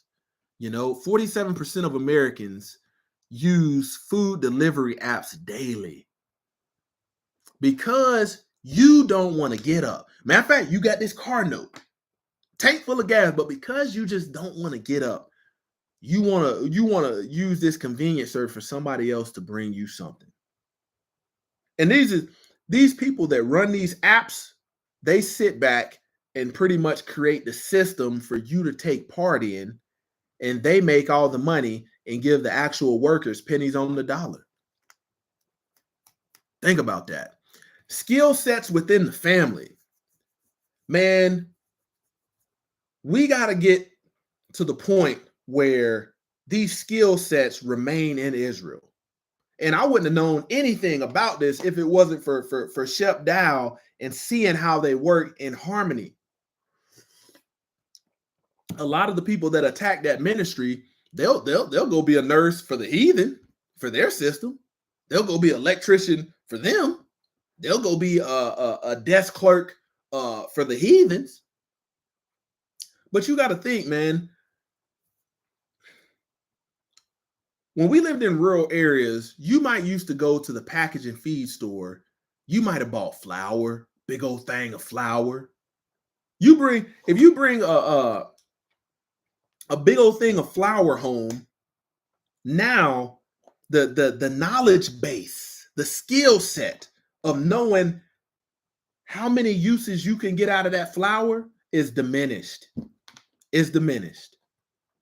You know, big bags of oatmeal, of oats, grits, things that stick to your ribs. Now you got hot pockets in mini muffins and all Pop-Tart, all of this stuff. And you got to think about the nutritional value that this system this system has never given you. You think about government cheese. These people say that stuff, people opted for the welfare system to get government cheese, knowing that this cheese had a hard time melting. Come on. Come on. Skill sets within the family. You got to think, man, when I presented this opportunity for my family, I started to realize when the Most High Yah gave me this vision, man, it wasn't for my blood family. It wasn't for my carnal family. Wasn't for that. Man, I know how to build engines, weld, change oil, learning French, and constantly trying to sharpen my skill sets. And I presented this opportunity to my blood family, but due to that individual mindset, everybody rather have their own electric company connection fee. They rather be individual. And there ain't no tax breaks. There ain't no nothing. Back in the day, the average Black family you could find living in a rural area and the whole family lived on one road. Nowadays, now you might need to take a gas to go to the other side of town to check on your loved ones. The individual mindset. You see these people lived. I pretty much got some hay, like 20 some bales of hay from a guy, and he was raised on this farm. He was in his 70s. He said, man, I grew up on this farm. You know, I played in this farm. I worked this land, and my parents passed this on. It was a 100-acre farm. He said, man, my kids, you pretty much take a left after that tree. My kids live back there. Most people choose not to live like that. And guess what? When you think about people that live like that, if they selling something, they want that cash. They want to barter. Why? So they can be free from the system. Man, you could take some of these skill sets. Like I said, you got a nurse, you got somebody in the medical field. As it stands right now, statistically, you might have somebody in your family. If you go, if you branch out just a little bit, you might have somebody in your family that's a doctor. But because y'all don't have the same mindset, the same spirit, and you got this individual, you'll never be able to get the benefit of that person's education. You might have somebody in your family that's a carpenter working for somebody else. Man, I got a nephew right now that's getting ready to graduate high school this upcoming year. And man, I'm like, boy, because he plays sports. And I said, if he doesn't get to go forth in football, like he'll get a scholarship, hey, we gonna get it. We gonna get it out the mud. We gonna get it out the mud. Nathaniel Nelson said, if you ever get your own business and need a security or fire safety, woo, let me know. Man, that's it right there, because that stuff, they charge arm and a leg for them fire and safety, security or fire and safety. Woo, man, sprinkler system, woo. See, certain things you're not going to have access to until you in the remnant, man. So many skill sets. So many skill sets. You look at these cars now, man, the system Elon Musk is pushing for everything to be electric. So there's going to be no more of the shade tree mechanic. I would consider myself a shade tree mechanic. Okay. Like I said, can build engines, change oil, do all that stuff. Patch tires, just do all that stuff. Rebuild transmissions, do body work, do a little bit of painting. But they got these cars now to where you pretty much don't have to work on them. Only thing you got in there that's fluid wise is some windshield wiper fluid. The rest of it is electronical grease. You still got the black grease that's going in like your CV axles, your joints, stuff like that. But they're trying to make it where you have to depend on them. Anytime something wrong with it, the thing give you a code, you got to take it in. It's got to be plugged into a computer. There's no longer the old traditional diagnostics of, oh, that's making a clicking noise. That's your starter. They didn't remove all of that. Because they're trying to monopolize these skill sets around computers and electronics. Your car got so many computers that if you get into a crash and you think, they're going to be able to fix it fast, like a lot of these Hyundais, you waiting months on these parts to come from Korea. Well, what if something happens and we're at in odds, or we're no longer an ally with these countries and you can't get the parts? Come on. See, this system is setting you up for failure. I talked about the living in your car epidemic. You got YouTube that. How these people are making these living in their car epidemics. YouTube that. Trying to show you how they done outfitted they Dodge Caravan. One time they was living and people said, man, I was making over, but it wasn't enough. I was making over 300,000, but it wasn't enough. Why? Because you was making 300,000 in a place where inflation was high, the cost of living was high. I told you, when you live set apart and you can find ways to keep your money in Israel and for this land to regenerate, for you to fulfill the needs as you have need, you don't have to worry about the price of milk when you got your own cows, when you got your own this. You don't have to worry about the price of a bushel of collard greens when you grow your own collard greens. You don't have to worry about all this stuff. It doesn't affect you. Okay. The worldly weekend versus the biblical 6-day work week. The worldly weekend of Saturday and Sunday is a doctrine that is man-made, has become a way of life.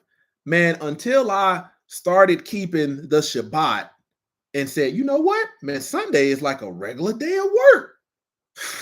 Man, I accomplished more in 2 years of keeping the Shabbat labor-wise than I have the duration of my adult life. It's profound the way these things work when you just obey what the word says. Americans aged 25 to 54 work an average of 40.2 hours per week, the most of any group, the most of any age group. Dang, that ain't even a lot. Men work an average of 40.5 hours per week compared to women who work the average of 36.6 hours per week. See, the problem is we have a very docile, slothful mindset and are very entitled, want the best of the best. You got when you go into McDonald's, okay, and it ain't long before California has already made completely robotic fast food restaurants. It's not long. I've done videos in Sam's Club, how the people that check your cart, they got that machine now. And at my Sam's Club, they don't even have nobody there scanning anymore. The machine took over. When you go into like McDonald's or some of these places, look at the cash registers. Look at the vanity that people spend their money on worthless things. And you know what the income is. It's not high. It's not high. And then this thing is telling you this system of having the weekend off. People will work 40 hours and say, man, I'm ready for the weekend. I'm tired. This is why when you hear the word Hebrew slave, man, you working me like I'm a Hebrew slave. This is why Israelite people are hard working. See, this system don't want you working like you a Hebrew slave for the simple fact that you might figure something out. You might figure out how to come out from under their oppression, how to come out from their bondage, how to separate yourself and come out from among them. I said it before. In order to live this American dream, which most people shoot for and find out that they can't live, 40.5 hours a week on average is not enough. From 18 all the way up until now, man, that right there, no, it's been more than that. And I'll tell you, even in the army, working more than that, when the Most High Yah blessed us, all praise to the Most High Yah, to be able to start our business, I would come home and work another 4 or 5 hours into the night just to get the initial infrastructure of the business going. So it's definitely cranking out some hours. And up front, it's very laborsome, but the reward, whoo, the initial sacrifice, I look back and I was like, I'd do that over again. You got to do this stuff before your body start giving out on you. You got to set up a system within your collective, within Israel, before your body give out. Because once your body give out, you ain't gonna be able to do nothing but give wisdom to the younger people to tell them what to do. But if you haven't set up that structure of a chain of command, they're not gonna obey you. They're gonna run out and do what they see everybody else doing. Ain't no way I would have it for my daughter to play basketball, make it to the WNBA, and be making $50,000 while playing on TV. What? No, go find you a husband.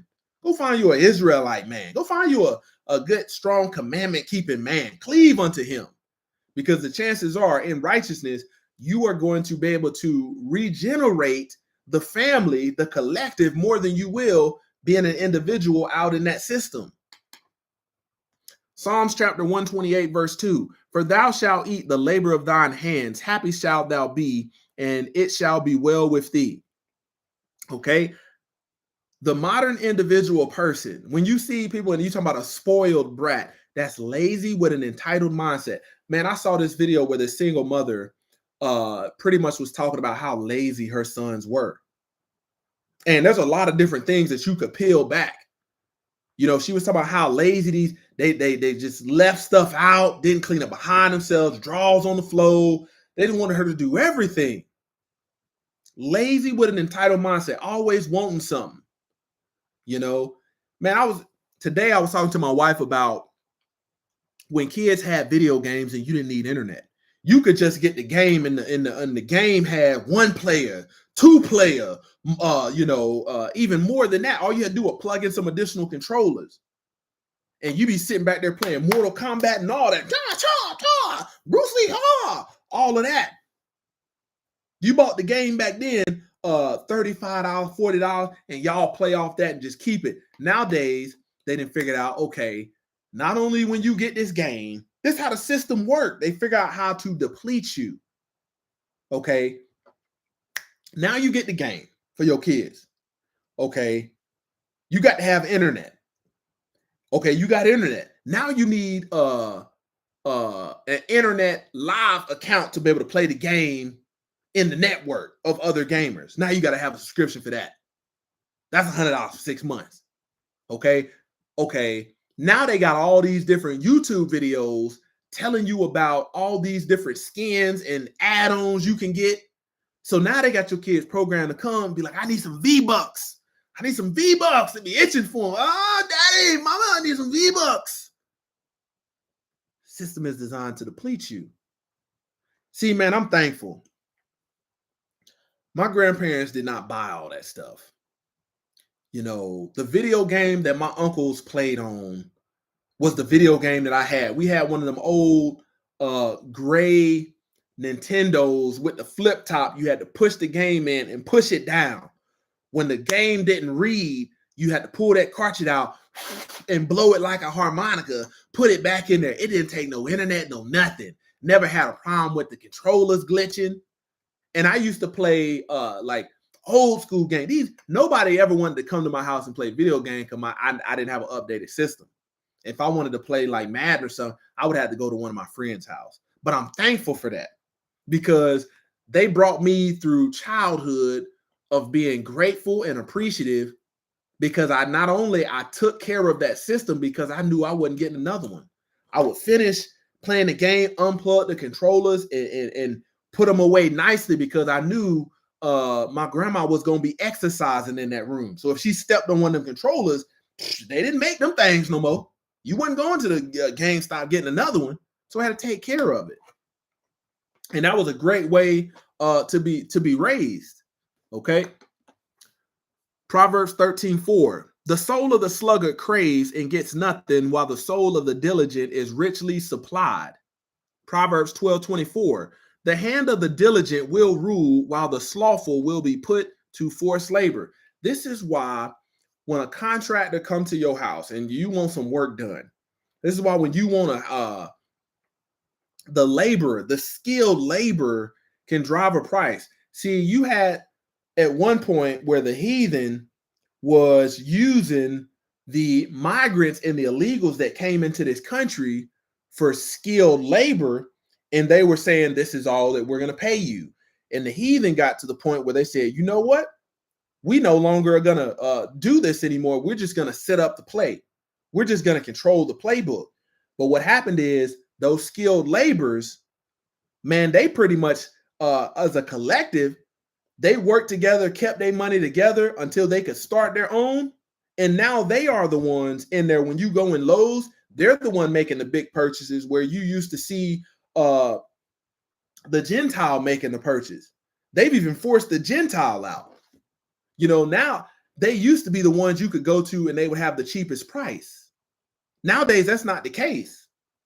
Nowadays, they got the higher price, but let me tell you something. They showing up on the job where the other guy that gave you a quote said, hey, I can't get it done until about a month from now. They say, man, I'll pull up in an hour.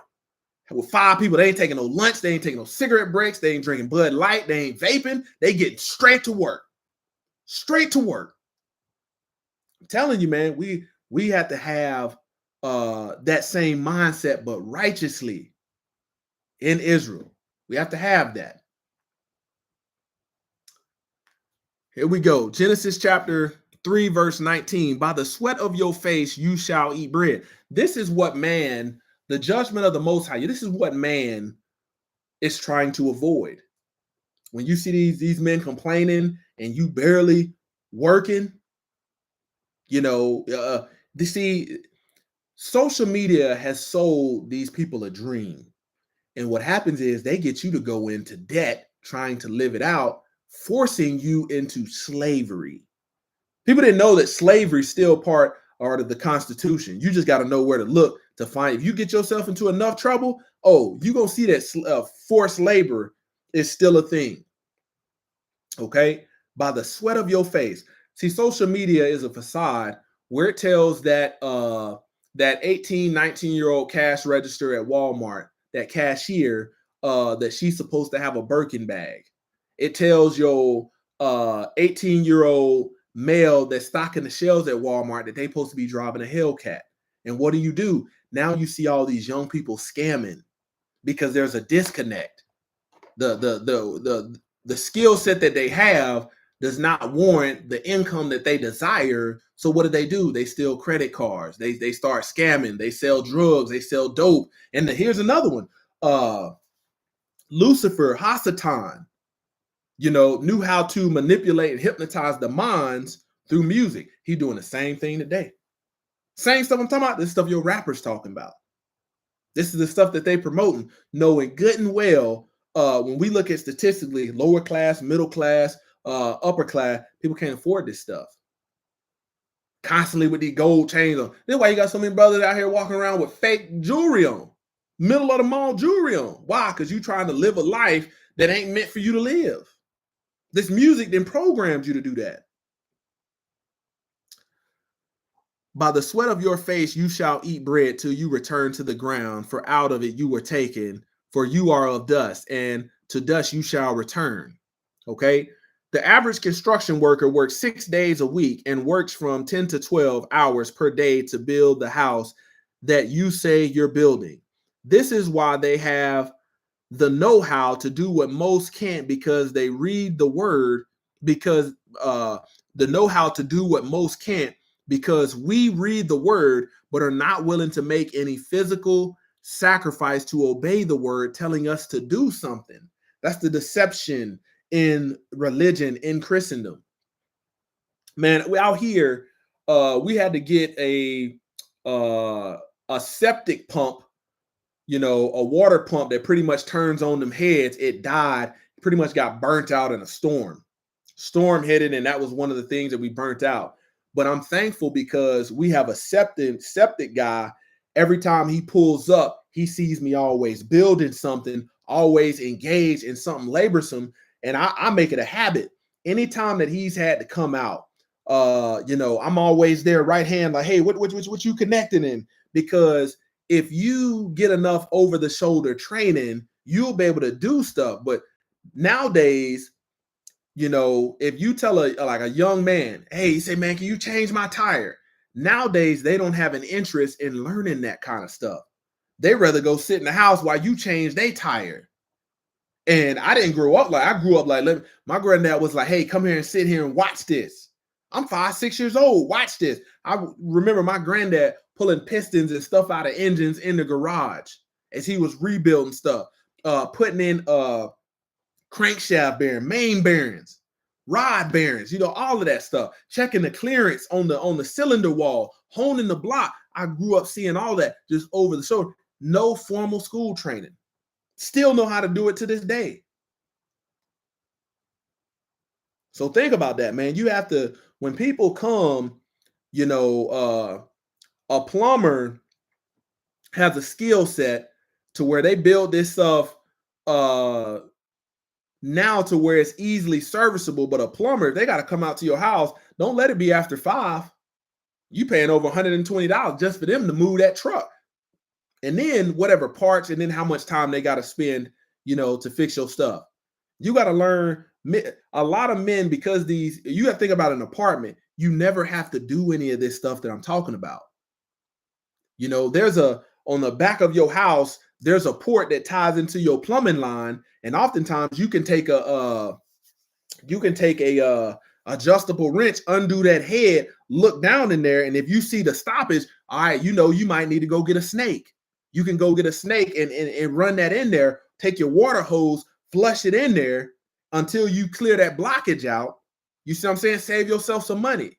A good 50-foot snake, $50, just to know how to do that. So when this doggone, give you an example, when this septic pump went out, because I'm used to being connected to city rural. Every time he's come out, I didn't learn so much. I knew to get in each one of them tanks to check for a blockage, to check the house on the back by that port to see if it's a blockage. I knew to check the circuit breakers. I knew if the circuit breaker tripped, let me turn it on to see if the pump kicked on for the sprinkler heads to come out. I flipped that circuit breaker, sprinkler heads didn't come out, and all I heard was the aerator, which pretty much moves the water around in there, turn on, but the pump didn't kick on, and had to get that replaced. But if he would have had to come out and do all of them diagnostics, man, that would have been easily $900, $800.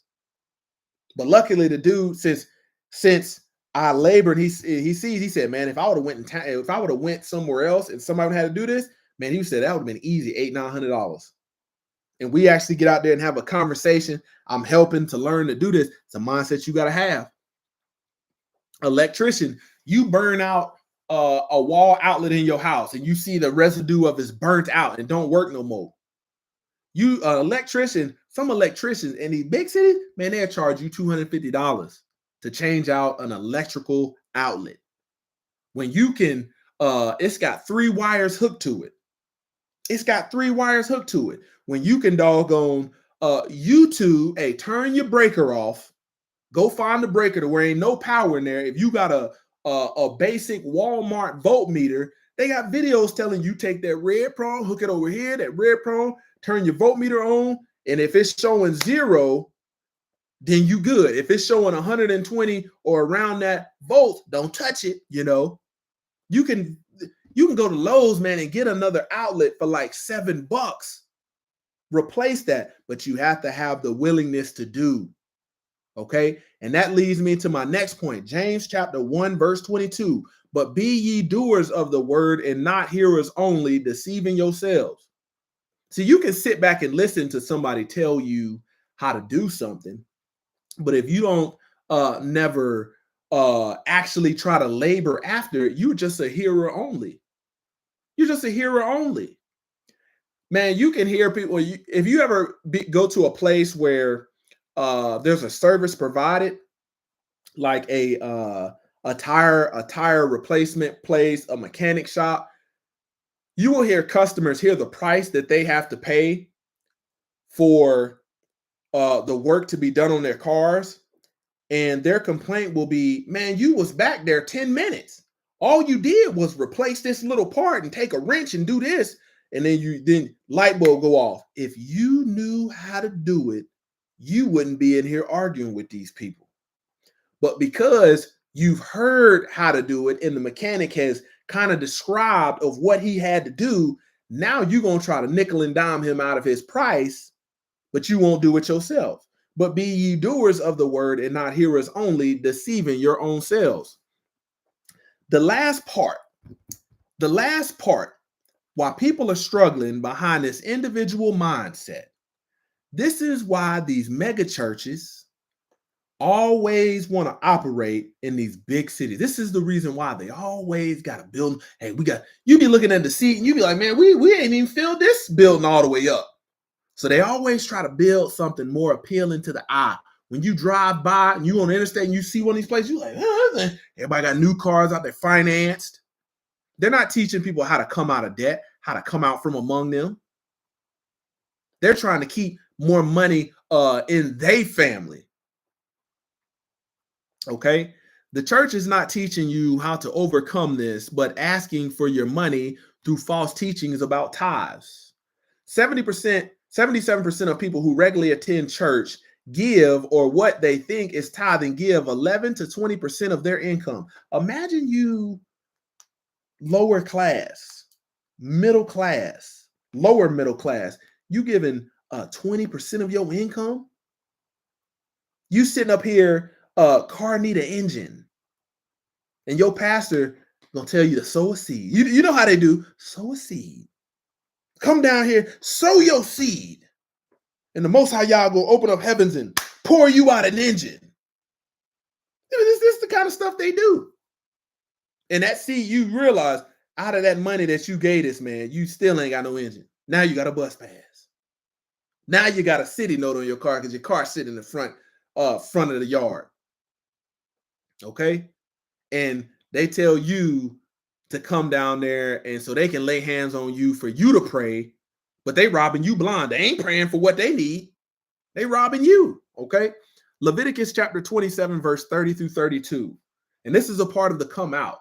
Once you realize that tithes biblically was never money. Once you realize that, ding, ding, ding, ding, ding, ding. This is why a lot of Christian pastors call themselves at war with the Torah teachers. This is why. Because we're messing up the business and they can't no longer deceive people. Okay? Leviticus 27, 30 through 32. Every tithe of the land, every tenth of the land, whether of the seed of the land or the fruit of the tree, so we're talking about agricultural, is the Lord's. It is holy to the Lord. If a man wishes to redeem some of his tithes of his sins, he shall add a fifth to it. And every tithe of the herd, every tenth of the herd flocks, and every tenth of animal of all that passes under the herdsman's staff shall be holy to the Lord. This is agricultural. This is a farming people. Your farmer don't know. Your pastor don't know nothing about that if you in Christendom. He take that money by brainwashing you and deceiving you into thinking it's tithes. He take that money straight from the collection plate. It go through the deacon hands. It go through the elder's hand. Go through the first lady's hand, and then he drive the car to the grocery store to take your money, hard-earned money, to go buy the groceries from the system that they ain't telling you how to come out. That's exactly how it works. A lot of that money that's cash don't even hit the bank. Don't even hit the bank. They don't even want the bank to know about it. You think these people that are deceiving you By not telling you what a tithe is, you think they're turning that money into the system? Nope. Nope. If that church got to buy something, man, they know and call themselves a nonprofit. They know, okay, if this thing costs $30,000, and I know if I write a check for $10,000, it triggers an IRS action or a certain form got to be filled out. Well, I'm just gonna write it for $999,000. They know how to do that. $9,999. They know how to do that. See what I'm saying? Deuteronomy 14, verse 22 through 27. Thou shalt truly tithe all the increase of thy seed. You are to tithe truly a tenth of the increase of thy seed. You planted a seed, it grow forth, it bring forth vegetables and fruit. Supposed to tithe a tenth of that. That the field bring forth year by year. They got you doing it Wednesday night, Sunday morning, Sunday night, Friday night service. They got you doing it. And then they tell you the Most High Yah will open up a blessing and pour out to you. They robbing you blind. And thou shalt eat before the Lord thy Yah in the place which he shall choose to place his name there, the tithe of the corn, the tithe of the wine, and of the oil, the firstling of the herd and of the flocks, that thou may learnest to fear the Lord thy Yah always. And if it be way too long for thee, so that thou art not able to carry it, or if the place be too far from thee, you got to think, we talking about livestock, barrels and cisterns of wine. This ain't not this. See, they got you thinking that, you know, your seed is in your wallet. That's how they deceive you. No, people's having to carry this stuff, donkeys and mules. If that place be too far from thee, which the Lord thy Yah choose to set his name there, when the Lord thy Yah have blessed thee, then shalt thou turn it into money. It don't say turn it into money and give to your church leader in Christendom. No, it says, and bind up the money. Take that money, bind it in your hand, and you shall go into the place which the Lord thy Yah shall choose. Okay, here we go. We talking about the church. No, and it says, and thou shalt bestow that money for whatever thy soul lusteth after, for oxen, for sheep, for wine. Oh, snap. See, this is where we see, or for strong drink. But in Christendom, they told you drinking was a sin. See, that is a replacement of what the book actually says. Being a drunkard is the sin.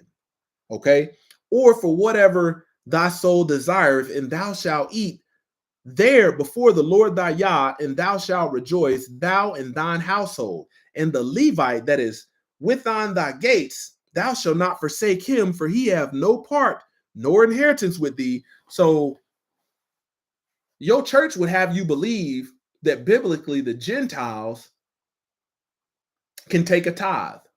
That's what they'll have you believe. But you look in, when you look at biblically, you see that this was always done by the Levites. This was always given to the Levite. And when you get into the new or the renewed covenant, you see more of offering due to, you know, the tribe being scattered. And then when you look modern day, the average Christian can't tell you where no Levite is. They'll look at you like, what the heck you talking about? You start talking about the Levite. Heck no. So what's really going on? They're robbing you blind. And this is why these people are out here struggling. They're not being told how to come out. They're not, man, I'd be surprised if you get 1% out of all Christian pastors that will teach a message tomorrow that will mention anything about what I'm saying. Less than 1%. I'm talking about they're not focused on it. Why? Because they pretty much want to tickle your ears for about an hour and 15 minutes after giving you entertainment that you've been told is worship.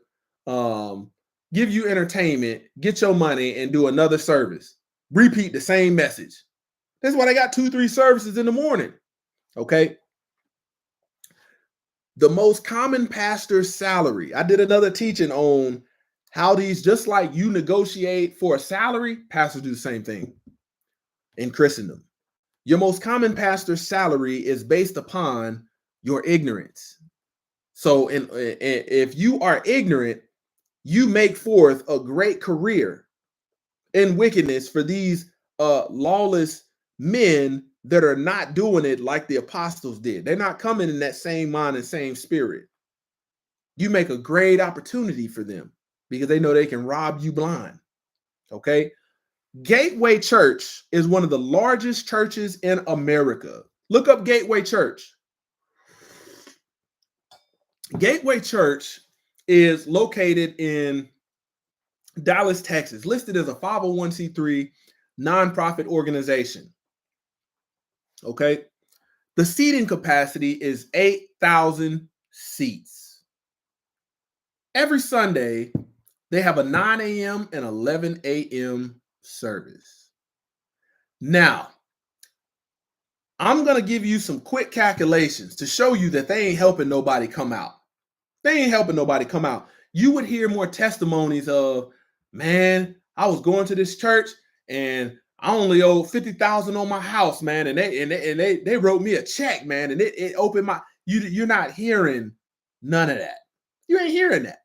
Okay, you're gonna see more of these people buying planes and all of this to do what they call overseas ministry. But the only thing they're doing is trying to take that same beast system that's here, that's tied in to the upper 2%, and take it to other countries and take over. When you look at the Berlin Conference, religion had a lot to do with that. They warped and twisted the minds of the people to get them to forget their heritage by way of religion. And they go to these places that are operating on a tribal mindset, a collective living in rural areas, and they go over there and show them all these ways. They take these Christian kids over there. These kids got these phones on international plans. These kids in these third world countries start lusting after TikTok. I'm telling you, it's just so some of these church missionaries are just another way for your pastor and church leaders to go on a vacation. And here's what they do. A church like Gateway Church, some of these churches make so much money when they get ready to do a missionary trip, they still ask the congregation to pay their own way and then do a pastor appreciation. Seating capacity is 8,000 seats. Service at 9 a.m. and 11 a.m. Let's do some quick math. 8,000 people times $15. $15. You're gonna see in the end, that's a low amount. I was being modest with $15. If 8,000 people gave $15, you saying, man, ain't all 8,000 people ain't giving 15. And you're probably right. But the people out of that 8,000 is giving a whole lot more than $15. That's what you're gonna realize. 8,000 people times $15 equals $120,000 per service. $120,000 per service. With 2 services on Sunday. This is they don't pay taxes on this money. This is legal robbery. You could be about to get evicted and live in your car, and your pastor will call you up there, lay hands on you, rub that baby oil on you as he looking at your booty, especially if you're a man, and then doggone tell you to give some more money.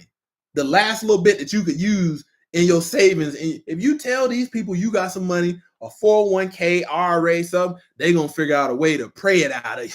They're going to figure out a way you about to get evicted, and they would, rather than set yourself free, they want you to give them this money. 2 services on Sunday, that comes out to $240,000 per Sunday. Annual, based upon these calculations for this estimate, over 52 Sundays is $12,480,000. You like, dang, that's a lot of money. But do you know what the actual revenue of Gateway Church is? Based upon my low calculations, I said 12 million, just using an example of if everybody in there, 8,000 people gave $15. You know what their actual revenue is? Revenue is over 127 million. Woo-hoo! That's doggone 9 times the amount that we used in estimate. So they are in there deceiving and brainwashing people. And guess what? The testimonies you hear are not people coming out. I've been set free. What you're hearing is you're hearing people coming there and say, man, the Most High Yah blessed me with a $500,000 house, and these people went out and financed it. These leaders, these churches are going to keep you in the system. Why? Because they are tied to the system. Man, I'm so thankful. I'm so thankful that it did not take. Man, so I tell you initially, man, I was looking for tax breaks and how to operate, and I created a 501c3. But in the application process, it's like the Most High Yah did not want it to go forth. And I'm thankful. I'm thankful because it didn't go forth, but the Most High Yah in other ways showed me stuff in my local area that would give you rural agricultural tax breaks to where you don't even need this stuff. And a 501c3, man, they cannot say the stuff that I say. They can't say it because they're tied to the system. Your pastor can't teach you nothing like this because the system wants more people to come in. This is why your church is always wanting you to recruit. And then they'll read scriptures about fishermen, but the church ain't really trying to teach nobody how to go out and actually fish and get your own food. Why? Because they want more people in. They want more people willfully ignorant so they can draw more money. And I was only giving you an estimate based upon seating capacity. You got to think about online ministries. I got over 2,500 videos on YouTube. I got over 250,000 views on YouTube. And you know what? Ain't never had the nickel and dime and deceive nobody for nothing. And the Most High Yah is blessing it. He's blessing it at a bare minimum. It don't offend me if you watch it and don't hit the like button or don't subscribe. Because, man, when the Most High Yah gave me this message, it was truly for his will. It wasn't about status. It wasn't about trying to get to the upper class. It was about walking in truth and taking what had been shown to me and the people, the brethren around me that helped me come out, keeping this message going, owing this back to the next generation. Churches like that, 127 million annual. A lot of this is online based. Here's another one. Man, there is a process of churches, what do you call it? What is it? Washing money. Washing money. Man, let me tell you something. Let a dope dealer come up in the church and say he want to give some money. Man, that church gonna take the money. They gonna take it. Oh, we're gonna anoint the money with a little oil.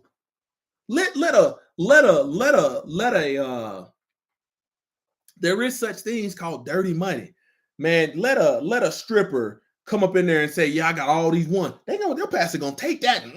Yeah, oh yeah. You got an anointing on your life. Shake it. Shake your money maker. Yeah, this is the kind of stuff that they do. They'll take that money and they gonna use it. They're gonna use it. You got to think, how come you don't see no solar systems on these churches? I'm just asking, how come you don't see if these churches is making this much money, you should have a field beside the church with nothing but solar panels so you can no longer have an electric bill in that church. See, these churches hide behind, they say overhead. See, they ain't trying to get free. How come these churches don't have wells, water wells, where they can no longer have a water bill? They ain't, see, if they get a well and they don't have no overhead, you gonna catch on and you gonna say, you know what? Man, we need to get free. They're not showing you this. How come these churches don't have gardens? These churches making over 127 million? You would think they own some cows to feed the people. People leaving out of here broke. Leaving out of here broke to go struggle at the doggone grocery store. Let's break down that seating capacity. 8,000 people broken up over the classes. Lower class, 45%, 3,600 seats out of Gateway Church. Lower class. That's a lot of lower class people to be deceiving. Middle class, 53%, according to them statistics I gave you in the beginning of the video. That's 4,240 seats. Upper class, 2%. You know how many seats they got? 160. 160 of that 8,000 population makes up the upper class. People that make over a certain amount of money. And they robbing these folks blind. Okay? Now, here's where, if you don't believe me, check this out. As of June 2024, the median salary in Dallas, Texas is $60,900, with 80% of salaries falling between $26,000 and $139,000. And you got a mixed multitude of the classes in there. Imagine somebody going to this church because it's the craze. And imagine 3,600 people going to this church, only making $26,000 a year, and then giving 12 to 20% of their income. And your pastor telling you to pray. Single people that have an individualist mindset. I tell you, they don't give them another nut. And your pastor start talking about sowing seeds. This is what I want you to do. Let it be your last Sunday. You go to doggone Lowe's, you go to Walmart, you go to wherever you can find some seeds. Buy you a pack of seeds. In the middle of the service, I rebuke you in the name of Yahushua HaMashiach for teaching these lies. I've been delivered. These are seeds. Hold them pack of seeds, dump them all in there, and hopefully somebody in there, light bulb go off. They pick up one of them seeds and go plant it. That's the closest thing to truth that they ever gonna get while sitting in Christendom.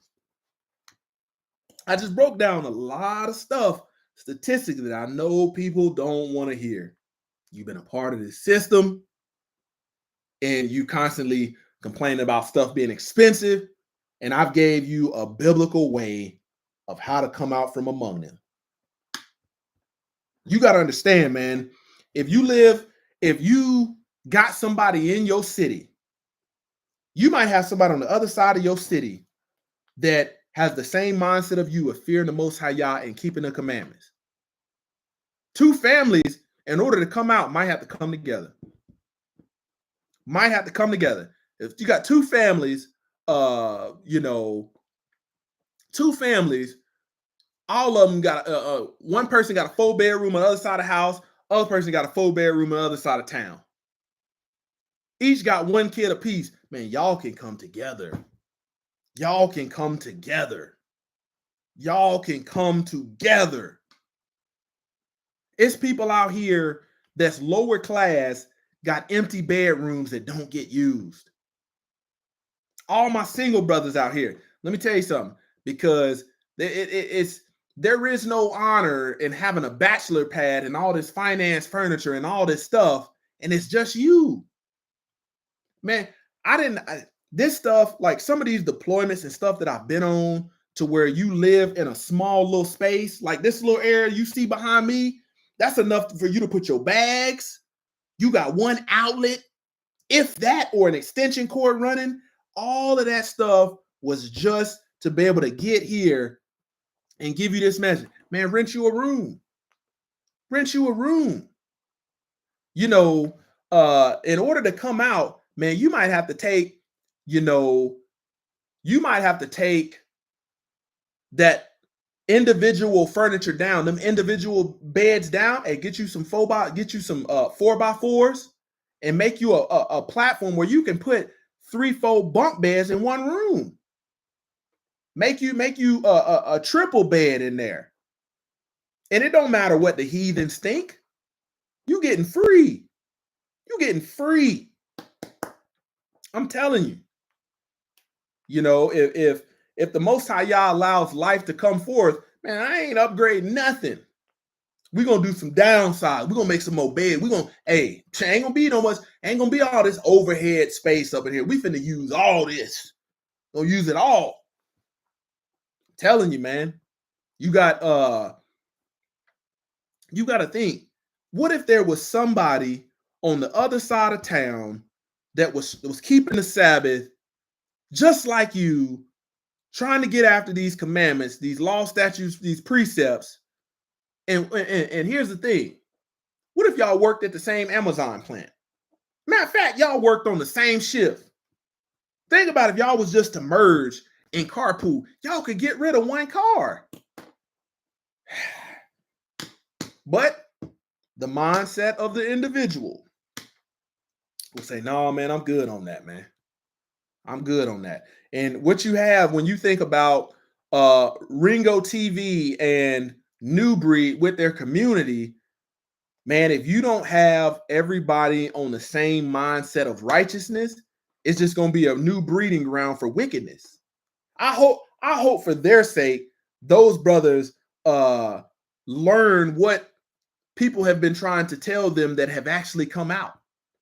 Not to make fun of them, but if you got a collect, like, you got to think this mindset that I'm talking about, this collectivism mindset.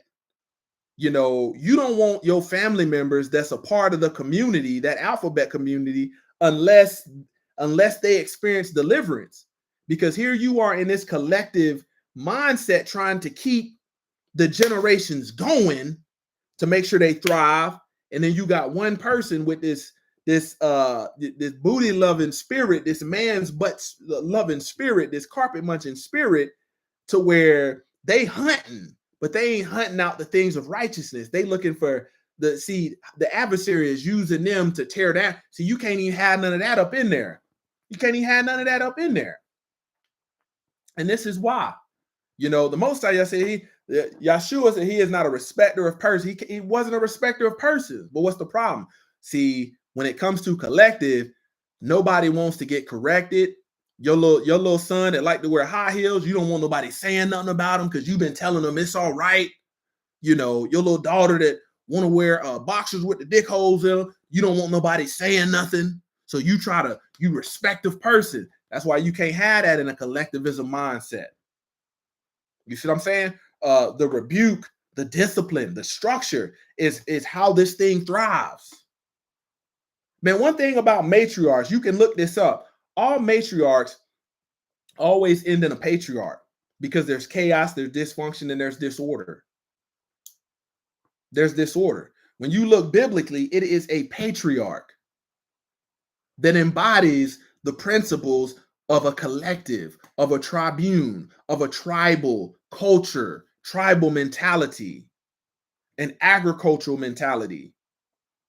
Not cook all this stuff up in a science lab and then put it on the shelf and call it food. This is why this stuff don't have no nutrients in it.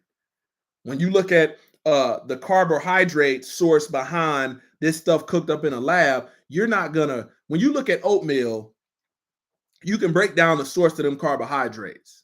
But when you look at this stuff cooked up in a lab that's highly processed, you're like, what the hell that is? You keep chasing it back, you're like, oh no, that's some stuff that they didn't made up. You could be eating plastic, silicone. Telling you, man. Hope you guys got something out of it. Like I said again, man, I do these messages knowing that it's not for the masses. I'm doing this for the remnant. Doing this for the remnant, not doing this for the masses. Let's go to them comments. We got Nathaniel Nelson, Shabbat Shalom, favor and mercy. Shabbat Shalom, McCoy White. Man, it's always good, man, to tune in and tap in with you guys on here, man. It's always a blessing. We got Reese, Shabbat Shalom. Let's see who else. Who else we got in here? Make sure we got everybody. Yep, and that's it, man. I appreciate you for tuning in. You know, if you got somebody in your family to where they're catching on, they said that instant oatmeal ain't real oatmeal. I had a brother in Israel tell me that, man, and he said, man, yeah, you want to look at this stuff, boy, because they playing with it all, and it's Here's another one I'll tell you. When you go to the grocery store, look at sugar. When you look at sugar, you're going to see the shelves got more artificial sugar than they do pure cane sugar. The section for pure sugar is small. Then they got all this stuff that's artificial taking up the whole shelf. Check that out. Check that out. I was like, but I would have never been able to see that if my understanding wouldn't have been unlocked. You know, I'm constantly trying to find more trees, fruit trees to plant. I got to get some nut trees, some pecan trees to put out here so we can keep regenerating, you know. Hopefully my kids in Wrightson will take over and say, hey, you know, we're going to keep this going.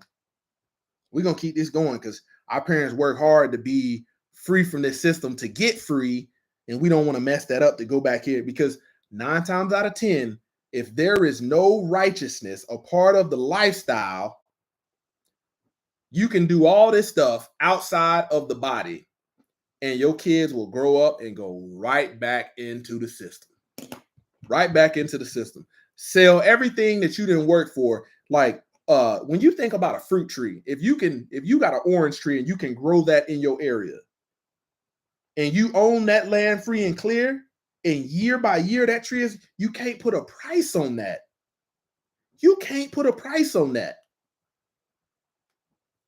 Can't put a price on it. But because righteousness was a part of it, man, they'll look at an opportunity to go make $60,000 in the city and be independent, be on their own, and they'll forsake all the way. They'll forsake the whole heritage you didn't raise them in. And that's what we got to start getting after, man. I hope this message touched somebody. If you got a family member that's on the brink of you think like, man, they know something's wrong with Christendom, and they ain't made they on the fence about, hey, coming out, send this to them. Send this to them. This is because I guarantee you, man, your pastor, they pastor ain't gonna answer none of them questions. Why? It's not worth it for them to answer these questions in truth when they can tickle somebody's ears and get you to go out there and recruit more people to come in. They don't care about losing just one when they can go out and get you to recruit 4, 5 if you a part of Christendom. They don't care nothing about that. Man, I got somebody in my family that's a pastor. Ask me. I ain't been walking in truth that long. Ask me. Said, man, boy, y'all really living that biblical lifestyle. I said, we still got a long ways to go, but if you've been doing this 30 years, what you been doing? It just didn't click. And I said, yep, that's how I know. That's how I know we got that genuine ruach. Because if you call yourself following the book, but yet it's a spinoff, man, replacement theology then got you. Replacement theology got you. Let's see. McCoy White said, I like to cook my oats. Them good old rolled oats. Good old thick, boy. Yeah. He said, hopefully you can sell them to me. I will pay for the shipping. So do I. Fresh fruit off the tree is the best tasting fruit. Man, my kids was, we had some onions, that we grew. And I let one kid, I rinsed one off with the water hose. I say, take a bite out of this. It's sweet. It's sweet. It was like, nuh-uh, onions ain't sweet. Man, all them kids was eating onions raw, straight off the water hose. Get the dirt off of it, eating onions. This, when you grow it's a different flavor to the stuff. And it started, man, the first year, to an experienced farmer or to somebody that had a green thumb, I probably looked like hot garbage growing what we was growing. But every year, man, and if we keep this going, there's going to be more knowledge. I don't never strive to reach perfection in this lifestyle for the simple fact that I'm always willing to learn more. Just because I got a strategy to grow something a certain way, man, there's somebody else somewhere else that can tell you how to do it when that way don't work. So I'm always leaving room for improvement, room to soak in some more, to learn some more, versus where in Christendom, they told you you've reached the pinnacle of this thing and you good, and ain't nothing else you can learn. And this is the reason why this stuff sounds foreign to them. But man, I thank you for tuning into this Shabbat message. All glory goes to the Most High Yah. Hope you guys have a blessed rest of your Sabbath day. Eat some good food, read in that word, take a nap, and just let your body be replenished righteously. Close to the Yah Ministries, kicking that thing gun barrel straight.